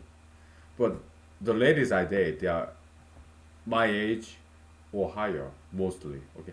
Sometimes younger, okay, but I don't want to waste their time if they're fertile and young because I don't want to interfere their reproduction, all right? Because continuity of humanity is so important, all right? So I don't want to waste their time, okay? Because I don't intend to get married and have kids. That's not my intention, right? I want to stay single and do mathematics, right? And humanology, physics, whatever. But every once in a while, yeah, I'm a Homo sapiens. I have my needs as a man, single man. Okay, yeah, every once in a while, yeah. But that's very rare occasion. Like once in a blue moon, quarter moon, right?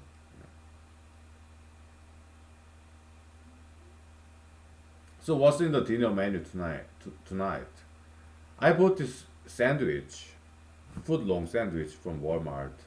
So I did cheese it. I do cheese sometimes, okay, but not on regular basis because I gotta watch what I eat. So I get rid of the cheese and then I put some fresh vegetables in there, right? Leafy, like cabbage. Yeah, the pre-washed, pre-chopped vegetables from Walmart. Yeah, I put them in there. And I watch whatever DVDs. Okay, last night I watched the Naked Gun one. Okay, too much LGBT reference, right? So I had to frown upon that. Okay, Naked Gun series, Naked Gun one, too much LGBT reference. Okay, it was like, I mean, if you do it once in a while, it could be fun because LGBTism is absurd. But if you do it too much, it's not that fun. Okay, what are you, LGBT pro LGBT activist? What are you trying to do? Huh? This Zuko, Jerry Zuko, David Zuko, Jim Abrams, modern day three studios. Okay, too much LGBT this reference. Okay, so yeah, I had to frown upon that. Okay. Hmm. We'll take 5 minutes. Okay, and we'll talk some more about K-pop, modern day K-pop. Okay, and yeah, LGBTism and K-pop. Okay, because I read during my breaks. Yeah, I read some article about that. So we'll address that. Okay, and yes, redress it. We didn't quite get it right. Okay, so give me 5 to 10 minutes break. Okay, so. All right, we'll talk about that. This is kind of important issue. Okay, so yeah. Oh, have a good posture. Okay. Don't be like this. No, be like this. Okay.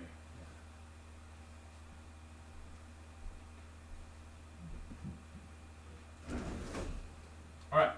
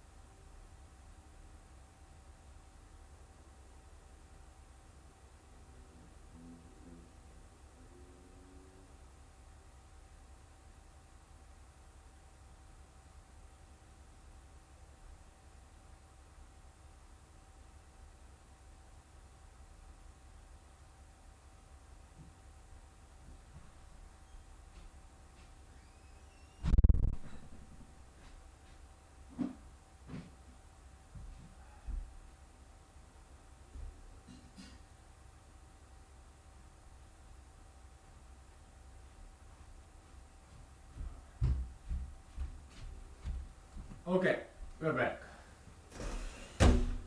So during my breaks, I had a long day. Okay, so of course I take a break. When I was at work, yeah, we take 15 minutes break, 10 minutes, 5 minutes. Okay, I had a long day. Okay, it was a busy day. All right, I do my job. Okay, I don't neglect my job. Okay. So during the breaks, okay, yeah, I read this news article, okay, about K-pop and LGBTism, okay, and South Korea is very conservative, very. The reason, when I was 18, 12th grade in high school, Seoul, South Korea, back in year 1996, okay, yeah, I chose America because I had dual citizenship between Korea and America, okay, because I was born in America, okay, and my parents, they're Korean citizens, okay, so I have dual citizenship. I chose America. Why? Because South Korea is beautiful country, amazing cuisine, but I lived there for 2 decades almost, like 18 years. So I wanted to experience something new. America, right? So that was the primary reason that I chose American citizenship. Okay, Korea is fantastic country, but if you live there for almost 2 decades, it's, it gets old. Okay, that's why they say grass on the other side is greener, always greener. Okay, yeah, because we want something new. Because we want something new, we change. We want something new, right?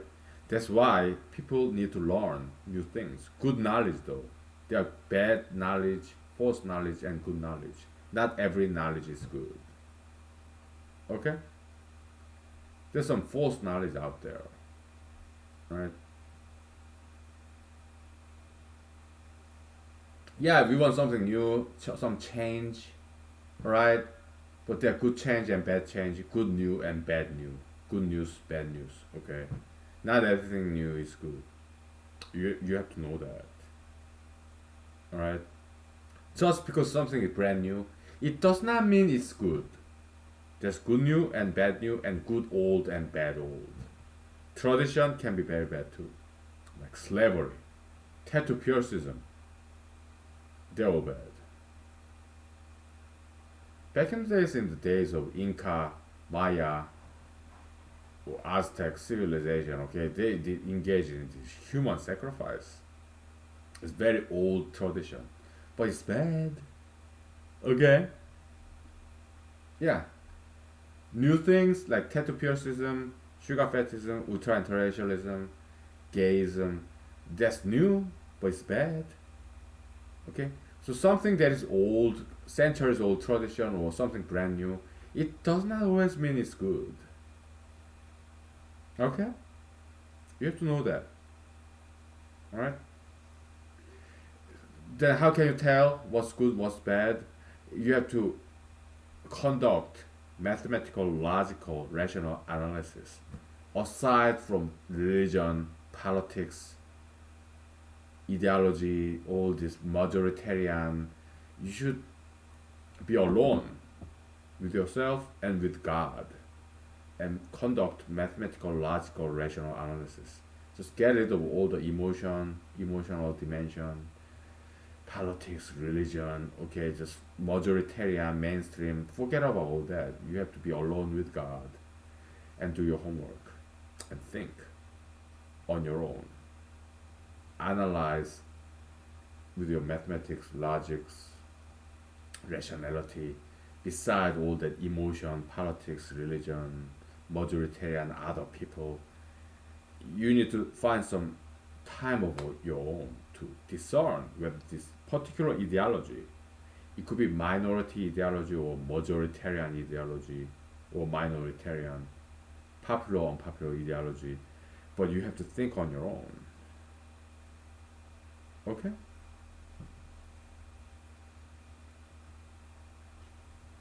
That's why we heavily emphasize in mathematics. Mathematics is pure logic. right? There's no emotion involved in there. Okay. Yeah, that's why we spend a lot of time in mathematics here. Okay, because you should learn to think like a mathematician. I don't care what walks of life, what age, gender, what co- country, ethnicity you may be. Okay, what was your salary level? What's your profession? It doesn't matter. You need to know mathematics, logic, to think rationally. Okay. So how much money do I make? About $60,000 a year, right? $30 per hour, right? I mean, on paper they say, oh, lawyers, oh, $200 per hour, $300 per hour, whatever. But that's not the money I bring in, I pocket. Why? If I charge my client $200 per hour, I mean, it goes to business tax, rent, electricity, my bosses, my colleagues, other employees. Okay, it's not just me. Electricity bill, water bill, garbage collection bill, rent, all that stuff. Okay, business income tax, right? So yeah, let's say I charge my client an average lawyer salary like $200 per hour. Okay, I get to bring in $30 per hour, 60,000 a year, because there are so many lawyers nowadays. Yeah, more supply than demand in the labor market. It depresses the price. So nowadays lawyers don't make that much money. Okay, yeah, $60,000 a year. Okay, and then federal income tax, right? They take out 1/3 of that. So Social Security, Medicare, Medicaid, right? So I bring in $40,000 per year, which translates to $20 per hour. Out of that, I pay my own insurance, car loan, home insurance, home loan, car insurance, car loan, my house, electricity, water bill. Well, we don't have water bill because it's Alaska. Okay, well based. But yeah, garbage collection, electricity. I don't have cable TV. Okay, I cannot afford that. But phone bill, internet bill. What do I have left? So I bring in after all the federal tax. They take 1/3 out of that. So out of $60,000 a year, $40,000 a year, so divide by half, right? $20 per hour, right? After home mortgage, car loan, home insurance, car insurance, electricity, garbage collection, heating bill, heating oil bill. After all that, what do I have left?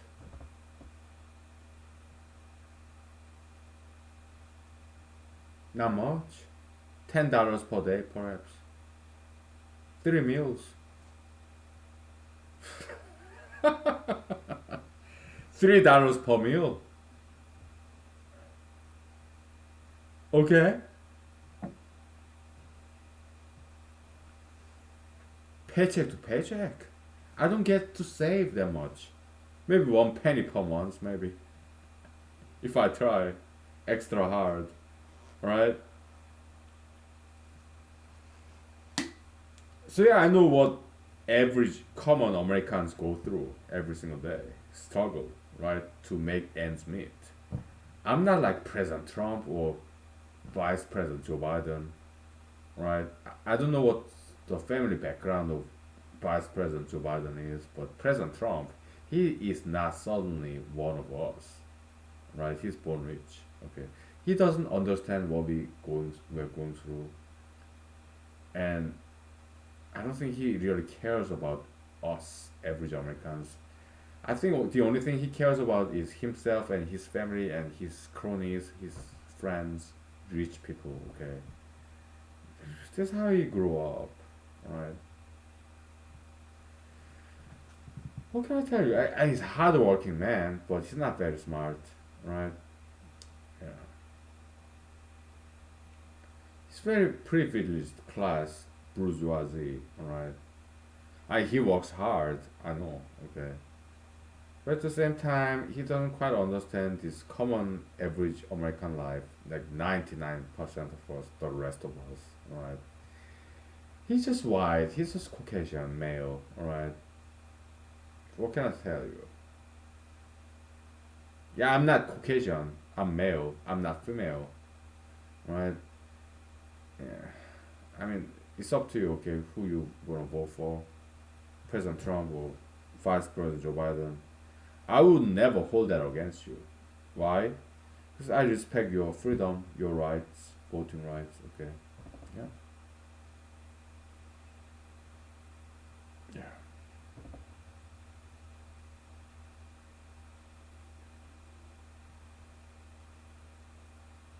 But I am running for president. I'm running for Alaska State Senate, alright? I'm not even asking you to vote for me. Or I'm not asking anything. I'm just grateful to all of you, right? And I just want to give you some options, all right? If you want to vote for me, you can. My name may not be in the ballot, but you can memorize my name and write it down, okay? Over those other people's names, okay? Uh, we're gonna stop and restart because night is still young. Look outside, okay? What time is it? It's kind of spring day in Alaska. It's like 9:30, okay? So yeah, we have some time, okay? So I worked overtime today, okay? So if I'm late for work, I will forgive it, all right? I worked overtime like 1 hour and a half, right? Today, so it's like 9:30. Night is still young, okay? So we'll take about 10 minutes break, okay? We'll stop and restart, right? So, okay. We'll see you soon.